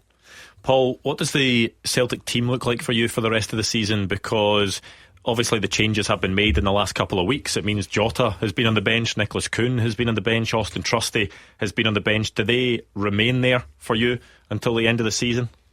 I think the way Brendan's running the team just now is absolutely fantastic. He's rotating the players to suit the team and the games and the teams are playing against. I actually think he's been doing a fantastic job. Today, obviously I'm a Celtic supporter, a lot of my fellows don't like Adair. I think he's a brilliant player. His goal was amazing, And then you can bring. Sorry, who was that you were talking about, Paul? The Irish boy, Ida. Okay. Then whenever you bring on the impact subs, I think that's the best way. We don't need to put our best team out in the first minute.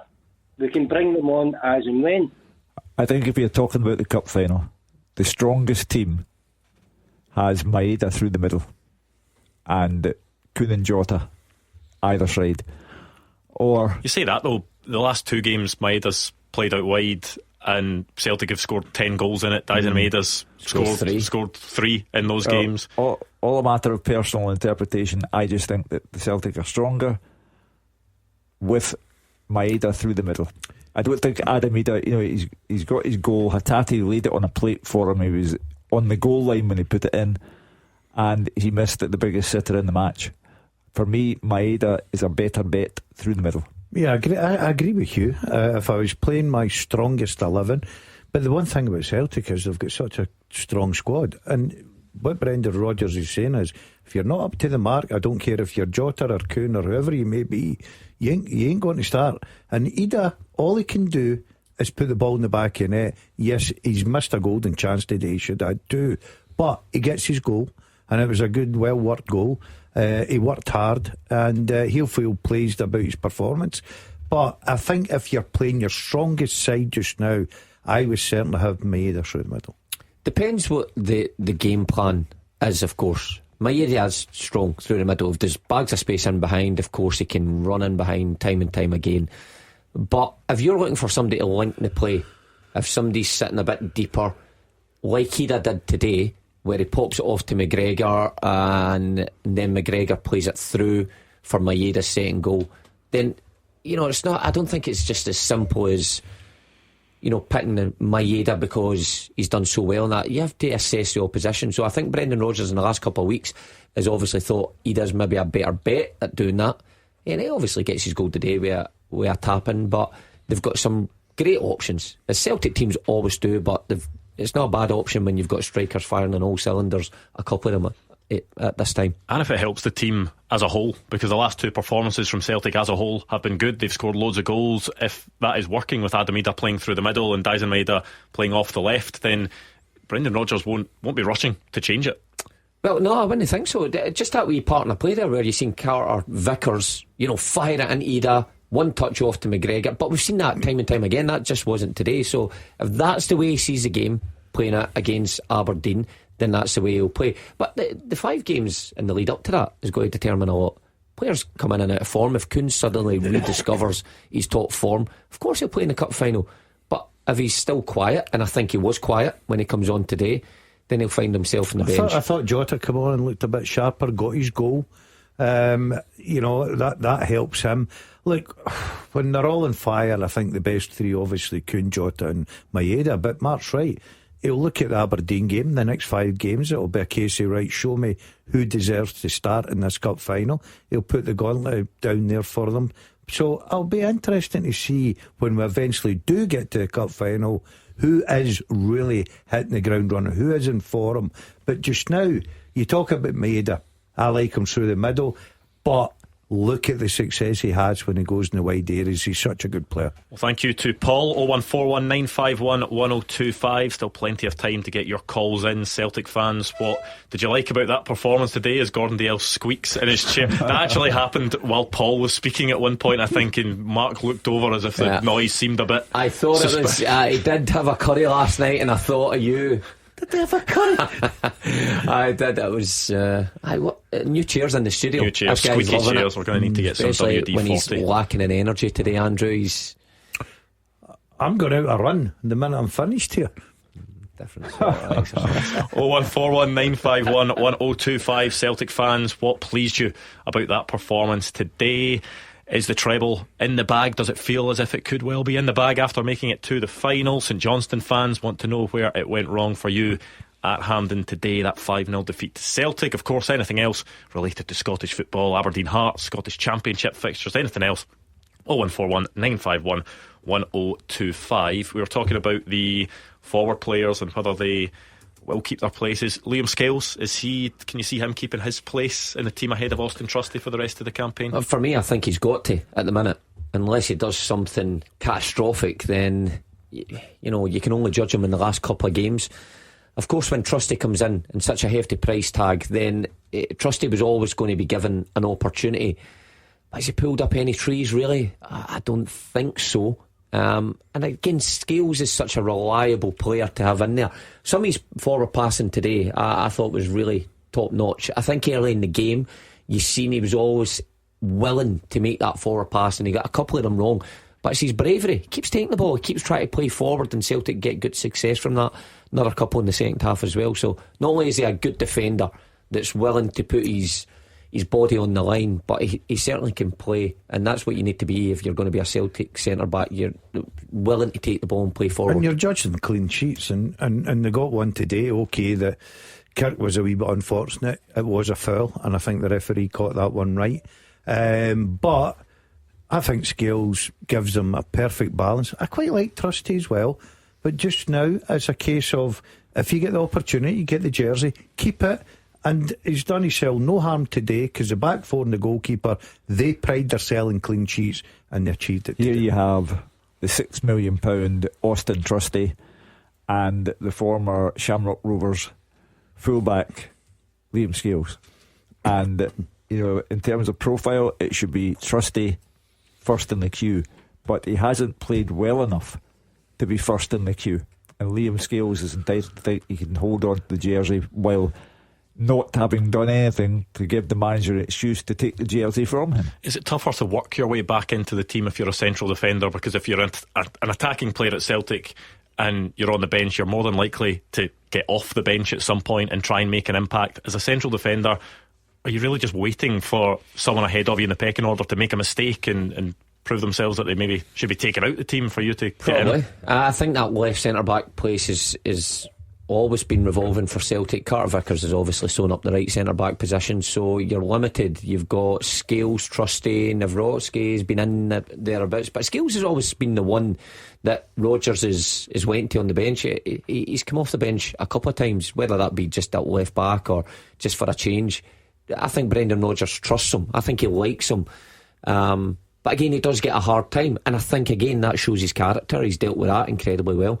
I think from now to the end of the season, he probably will play the majority of the game. I don't think Trusty will just not see any game time. I think Brendan Rodgers will still manage the squad, but I think in the bigger games coming up, Scales will be the first choice. 0141951 1025 for any thoughts on today's action or anything else you want to talk about up until 6 o'clock. 0141951 1025. From a St Johnstone perspective, it is now just back to the reality of their relegation scrap.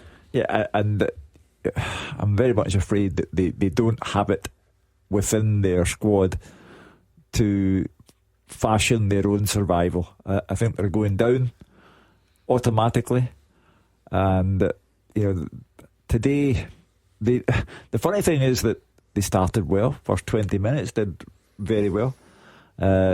Sinisalo had that magnificent save. Yes, it was offside, but he's not to know that at the time.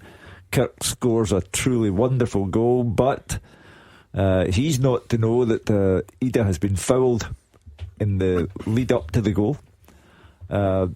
So the score today was what it should have been, but I don't think that St Johnstone have the players to save themselves. The club's going down. It's no disgrace losing to Celtic in their semi-final at Hampden.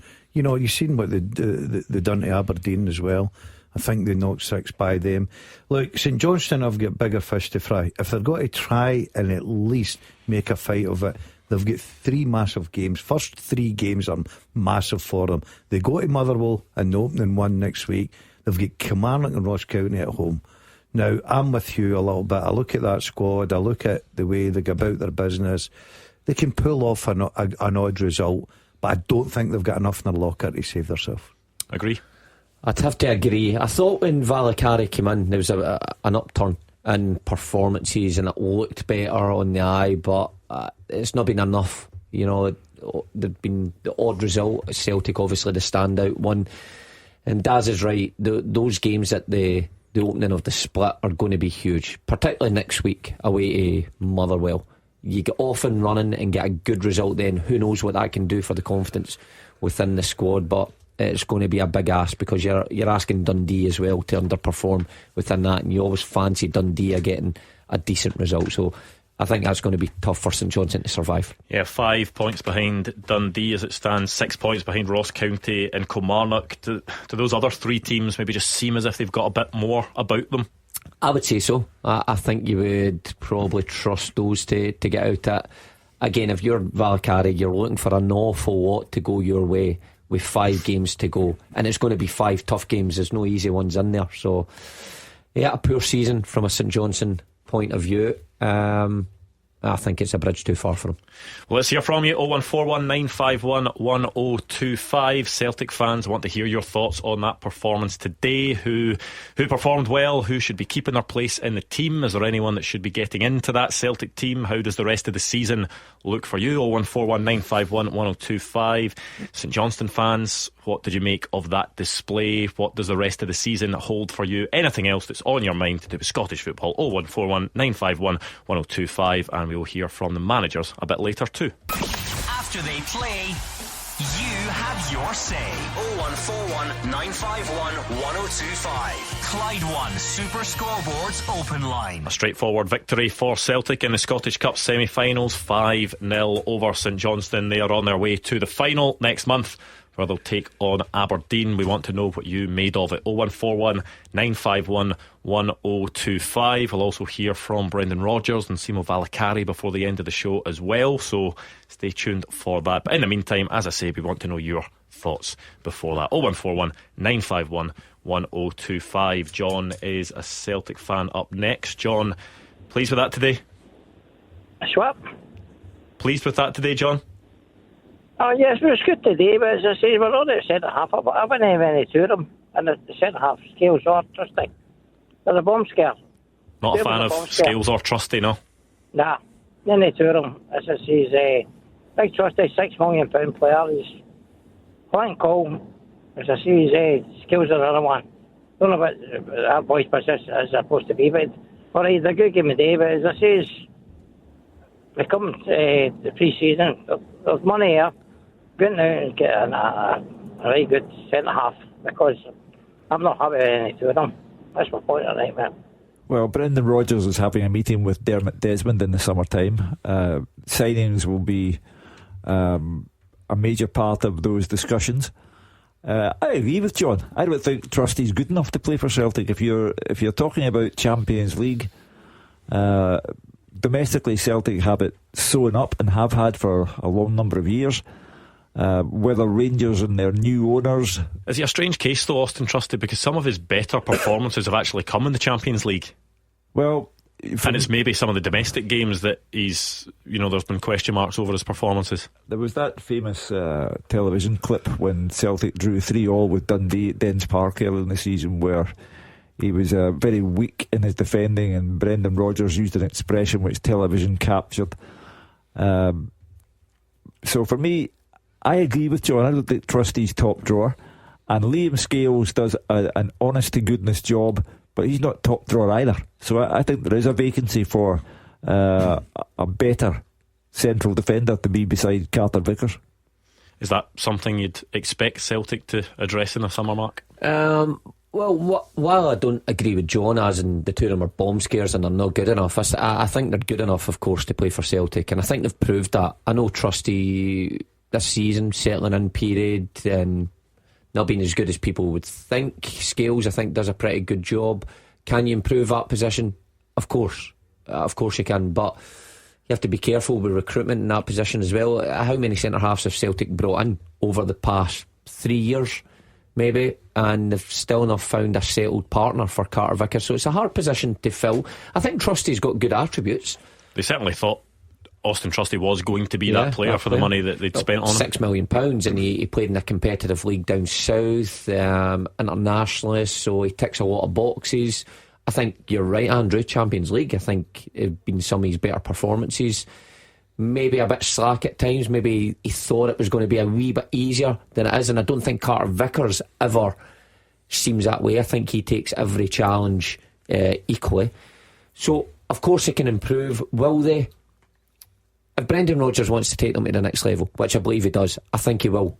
look at that position again and try and get someone in there more solid, because that's what you need at the top level. Celtic are never going to control all the ball in the Champions League, so you need competent defenders at that level with bags of pace.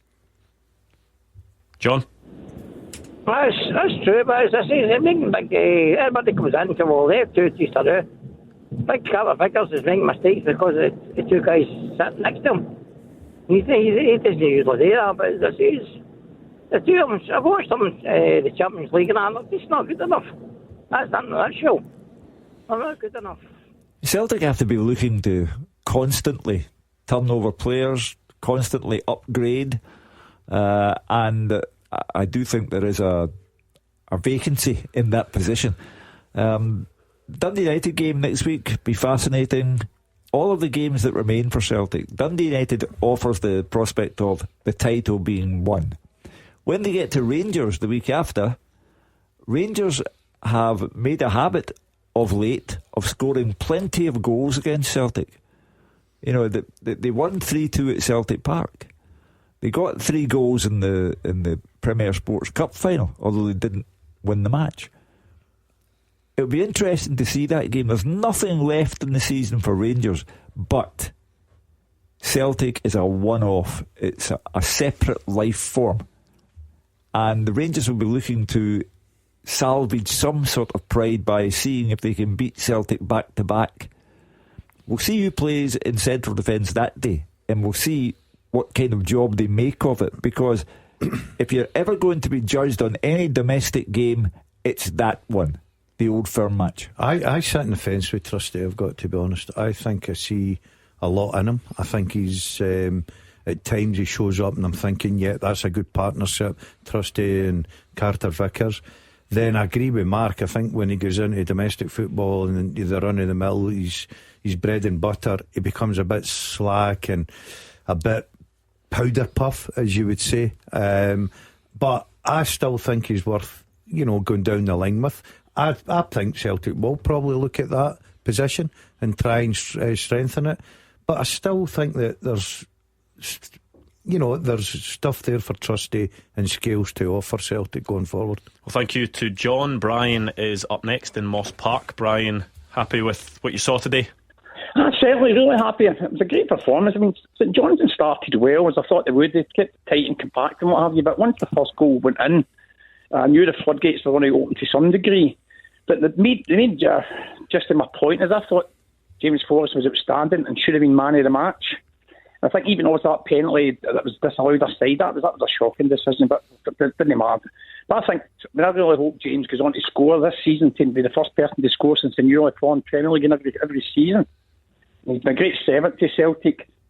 I've always thought he's been a great player for Celtic, and I just think he doesn't get the credit and plaudits he deserves. I think he does, and you're right in what you say, that he has been an outstanding player for the club.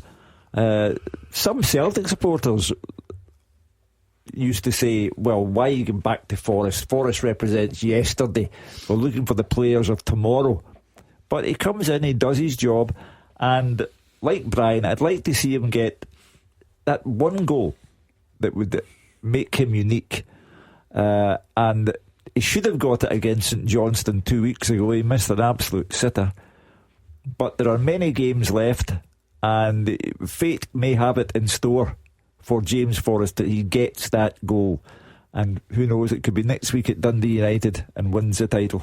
Should he be starting between now and the end of the season, Brian?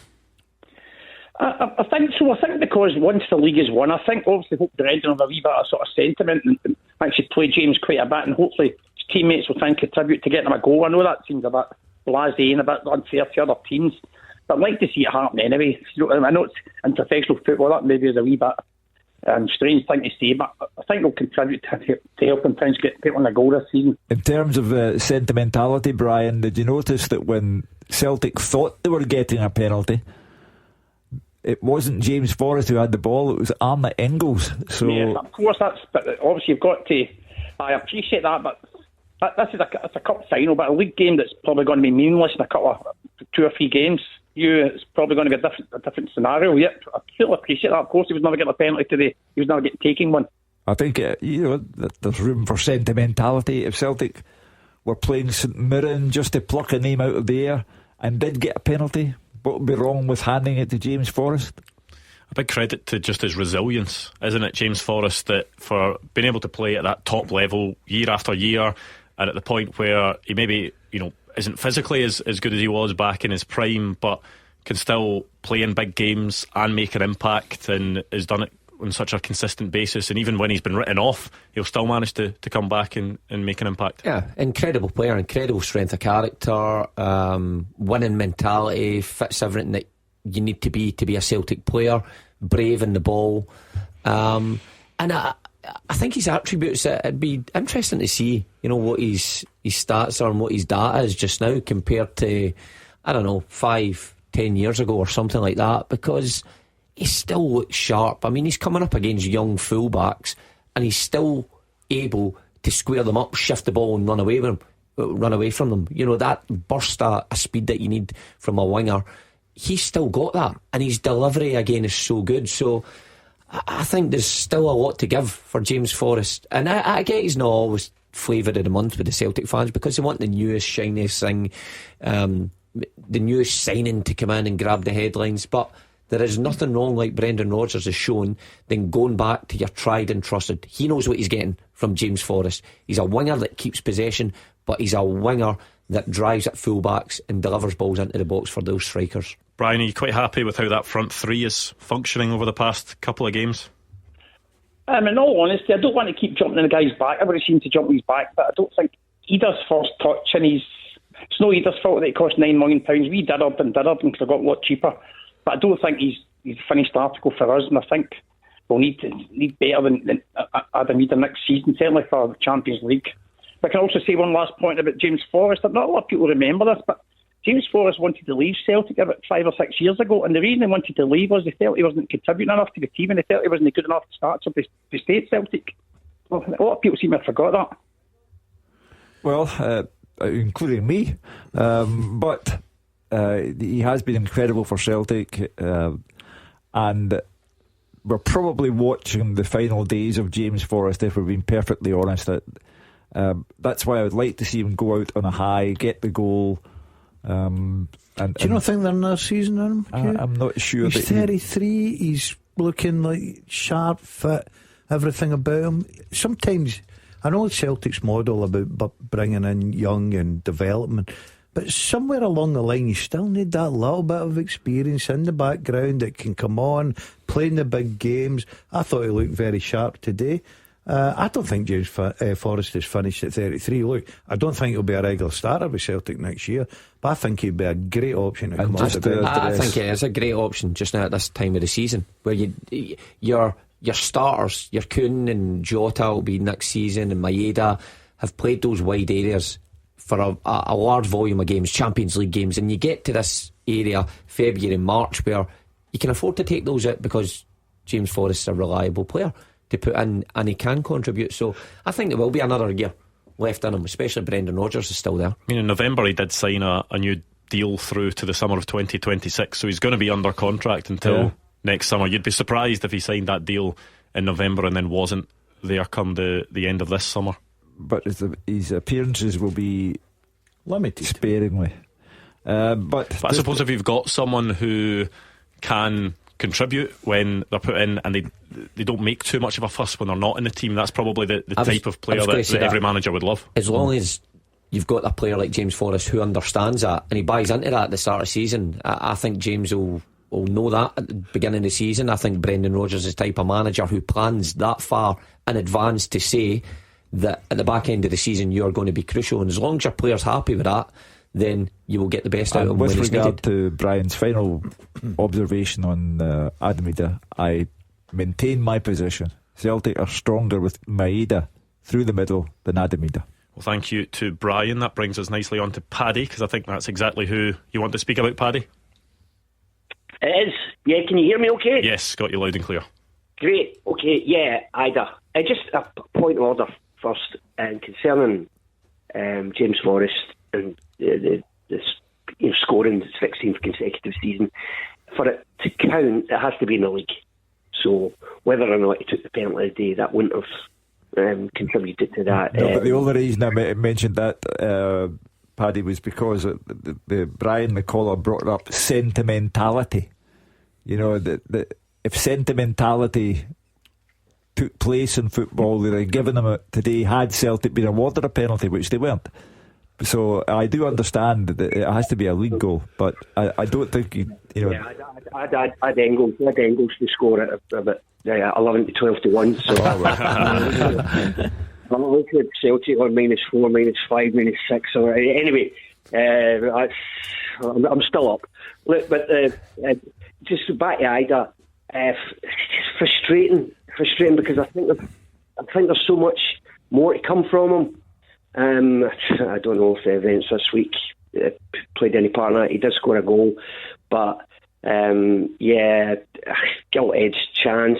His overall play, well, listen, you know, you were making a lot. Or Hugh made the point about Maeda through the middle. See, with St Johnstone sitting that far back in a really congealed penalty area, not much movement. I think Ida through the middle today was probably the best option. However, just think there's far more to come from him. He's, you look at that the few months we had him on loan, the confidence the guy had, the goals he scored, the really crucial goals that drove us on. To make that such a successful season, and you just want to see that player coming back. But what concerns me, came across players like that, junior football and all that, kind of big guys. They need game time. They need to be on. They need consecutive games. They need runs. And I don't know if Brendan Rodgers will give him that. Hopefully he will. But I think he needs a run of games. He needs consecutive run of games, and then we could see the best of him. I agree with that. I agree with you. I think he does need a run of games. He needs that confidence.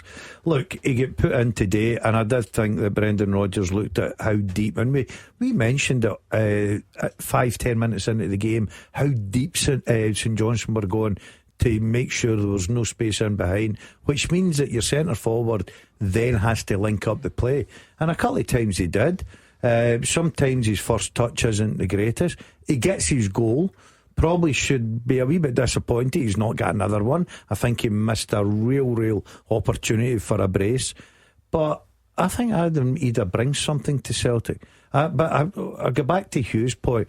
If Celtic were playing in their biggest game in the season tomorrow, and everybody's in form, I think everybody would agree the front three would be Kuhn, Maeda and Jota.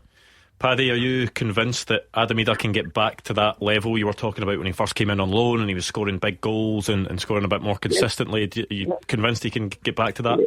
Yeah. He's a young player. Confidence is such a huge part of most players' game, especially a young player. And I just hope, as I say, that he gets that run of games. If it's not working, Brendan can always change it. So we've got that luxury, and why not do it? Because we've won the league, and we've got that. We've got those games to help prepare for the Champions League qualifier. Let's get him right up there. Let's finish the season on a high, and then he can use that as a bounce for next season. And I would put him up. I mean, especially in the derby match that's coming up. So that could be the catalyst for him to just spring on. Well, thank you to Paddy. Still time to get your calls in 01419511025, and we will hear from Brendan Rodgers next. It's Clyde 1 Super Scoreboards Open Line 01419511025. Into the final part of today's Clyde 1 Super Scoreboard, a 5-0 win for Celtic over St Johnstone. They're through to the Scottish Cup final, where they will meet Aberdeen in the season curtain closer. And it was a good performance. We have plenty of calls on that. Any more calls? 0141 951 1025. But before that, let's hear what Brendan Rodgers made of today's game. Yeah, such a great performance. Obviously St Johnstone made it really difficult for us in that first period, and it is when you're playing against that sort of man-to-man. You have to work so hard to rotate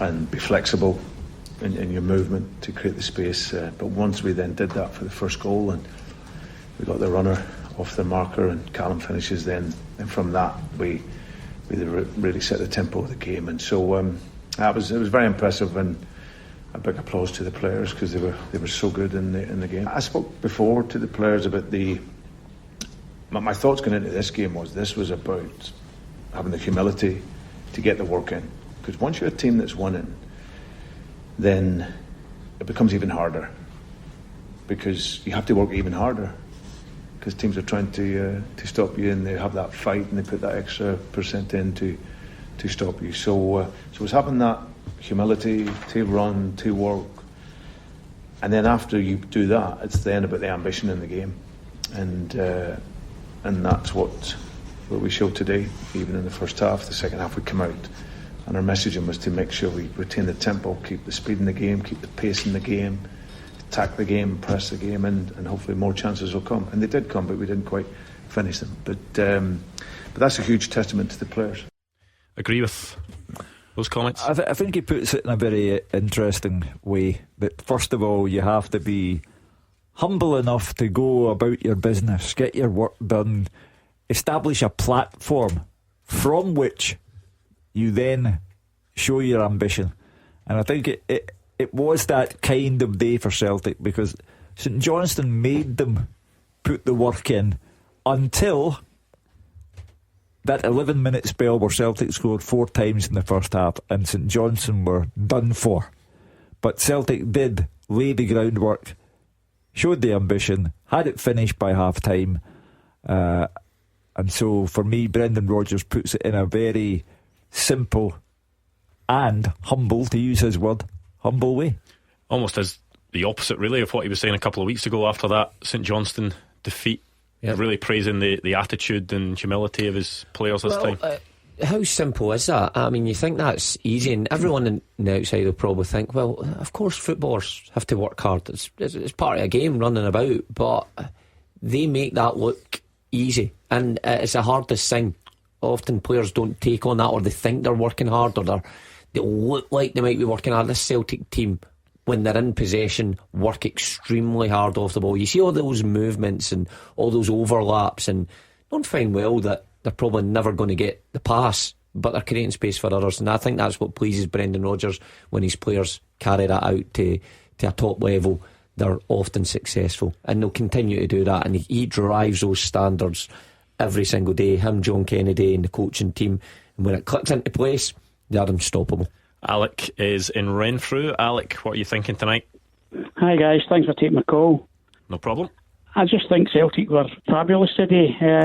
It's a day that we should be celebrating, never mind complaining about certain players. It is a squad game, but I mean, my main point is I would love Brendan Rodgers, who I think is an absolute elite manager. I think he's top of the table. I would love him to sign another contract, maybe for another 1 year extension or whatever, just to keep him for a couple of years. Yeah, I mean, Brendan Rodgers did say last weekend when he was asked about his future and everything surrounding that, you know, he expects that there will be discussions in the summer with Dermot Desmond. Didn't really open up on what those would be about, but you'd think his future will be on the table since he'll be entering the final year of that 3-year contract. Well, Dermot Desmond has been around Celtic for 30 years now, and in that time he has been able to establish that Brendan Rodgers is synonymous with success at Celtic. Absolutely synonymous with success. We know that he's going to be the Celtic manager for all of next season because Brendan himself has said so. I think the first item on the agenda when Brendan meets Dermot Desmond in the summertime should be the manager's future, because from there all other things happen. If Brendan Rodgers is the Celtic manager, then you know he will continue to upgrade the team, to maintain standards, to go after fresh records. If he wins a treble this season, he's created a world record. You want more of that if you're a Celtic supporter. So I think the manager's position, before they get round to pinpointing targets that they want in the transfer market, the manager's situation and the possibility of extending his contract should be the number one item on the agenda. Alec, you're hoping that he'll extend his contract beyond that 3 years. Are you confident he will? I'm hoping we get another 1 year, a year extension, because obviously every Celtic manager, as Martin O'Neill, Gordon Strachan, and all the rest of it said, that they've got a lifespan. I mean, you're living in a goldfish bowl 24/7. These guys, I mean, I know Brendan has got a place in Spain where he can buzz off to in his aeroplane and have a couple of weeks off, but living in the goldfish bowl can't be easy for any player, any manager. It's just he talks so much sense, Rodgers. I mean, he doesn't get too high with one, he doesn't get too low, he doesn't blame anybody, he just you see, right, fair enough, we'll beat. And I would love him to stay for one more extended year after next year. Well, let's hear a bit more from Brendan Rodgers, shall we? Here is him talking about Callum McGregor. Yeah, he's just such a special player. I've had him in 2 spells now and managed him for so many games. He's a real tactical decision maker in the game. He sets the tempo for the team. He's a coach on the pitch for me. He knows the patterns that we want and he identifies the moments when to step in. Because you're playing against man-to-man, there's little patterns that freeze you up to be going forward. And he's done it so many times for me, and especially here at Hampden where he gets such important goals. But first one creates the second one. Just a brilliant captain of this club, and he was so good today. We've talked about the consistency over the years for James Forrest. The consistency of Callum McGregor is sometimes maybe just taken for granted because he has played at such a high level for such a long time. You know, all the substitutions were made and Callum McGregor remained on the park. The man who plays more often than anybody else. And I can only deduce from that Brendan Rodgers thinks, look, he's enjoying himself, he's doing well, just leave him alone because he's the heartbeat of the side. And McGregor, I always make the point to come after Scott Brown as Celtic captain, all that Scott Brown won, and to do it in such a seamless fashion. It makes McGregor a special type of guy. I thought first half he was excellent. He started everything for Celtic. St Johnstone tried to make it difficult. They got an early warning on the edge of the box, and we mentioned that, and we said, look, if you keep giving McGregor with the quality he's got and the season he's having for scoring goals, he's going to punish you. But all credit to Hatate, he's just teed him up brilliantly. He's taken a couple of touches, calm, cool, collective finish, and that got Celtic off and running. We'll say thank you to Alec, and we'll squeeze in a bit of reaction from Simo Valakari. Here was his take on the game. Tough afternoon, and of course not the result what we wanted, but at the same time, if I reflect whole 90 minutes, we pretty much knew how the game will go, you know, that they will come with relentless energy. They will try to get, you know, McGregor as a number 6 to play more with the ball, to use their striker to drop the ball and get the runners there. I think we did that. We stayed solid. What was it, 30 minutes? But then, as always, couple of not as good decisions with the balls, and you make those, and they can feel it, they can smell it, and they punish you, and that's what happened. And then at the halftime, the cup dream, it was gone. Only thing to play for anymore was the pride to play for this beautiful club, play for our fans. And I think our players second half, they went there, and, you know, they showed the character, they showed that. But end of the day, congratulations to Celtic. They deserve it, of course, to go through, and no complaints about the results or anything, you know. St Johnstone did manage to stem the tide in that second half. I know the dynamics of the game are different because Celtic don't have that same motivation because they're already 4-0 up, but at half time we were talking about how many goals Celtic could take off St Johnstone. It was only the one they conceded. They've had a couple of chances. They scored a goal that was ruled out for VAR. Certainly the second half performance was a better showing. Oh, without doubt it was. They put two up front and they try to be a wee bit more direct, looked a bit better. In the opening stages, I'm looking at St Johnstone, I'm thinking they've got it pretty much spot on here. Celtic in the early part, were struggling to break through them. But I think it's so important that, it's like a chess game at that stage. If there's one wrong move from one individual, and Brendan Rodgers highlighted it, Valakari there as well, they're trying to pull you all over the pitch. And if somebody switches off, McGregor's off the back of you, and that's where you get punished. Celtic have got those players that can actually make it count in and around the box, and that's what they did, and then things crumble. So it's a risky strategy, going man for man, and if it works, great, but like I say, you have got to be so concentrated, and that's the disappointing for Valakari. They just switched off and they got punished. It can happen against Celtic that you can hold out for 30 odd minutes, but it can just start to unravel. Then if you concede again quickly, it can turn into a long afternoon. Derek McInnes lost 5 goals to Celtic last weekend and said afterwards how he's supposed to beat them. Now Valakari has scored 5 goals, lost 5 goals to Celtic, and he's basically saying the same thing but in a different way. Let it be known that on Sunday the 20th of April 2025, the major talking point of the day was that I said Celtic would win 5-0, and that's what happened. I got a prediction right. How do you reflect on the weekend as a whole, Hugh? Well, it's a Celtic Aberdeen final. I think Celtic are undoubtedly a superior team with greater strength and depth than Aberdeen. I think Celtic will get their treble, and Aberdeen will go into year 36 without winning the Scottish Cup. Well, thank you to Hugh Keevins, Mark Wilson and Gordon Dalziel in the studio. Thank you to you at home for listening in, for your calls and for your tweets as well. Of course, we will be back tomorrow night to reflect on all the weekend's action and the build-up to those post-split fixtures that are coming up. But make sure to stay tuned.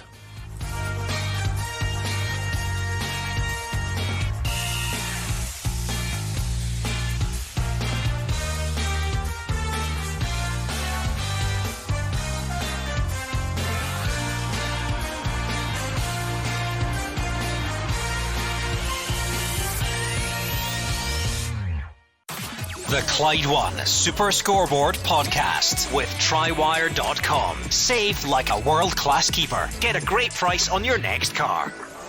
Fancy some bingo? Then have a gander at takeabreakbingo.co.uk. The best bingo in the world. B-I-N-G-O. Right now, sign up, then deposit and play £10 and get a £50 bingo bonus for any of our bingo rooms. Join our community of lovely people who love to chat and play. B-I-N-G-O. See takeabreakbingo.co.uk. 2 times wagering within 2 weeks. T's and C's apply. 18+. BeGambleAware.org.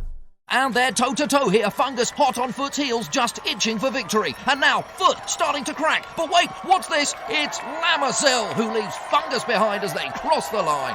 What a relief.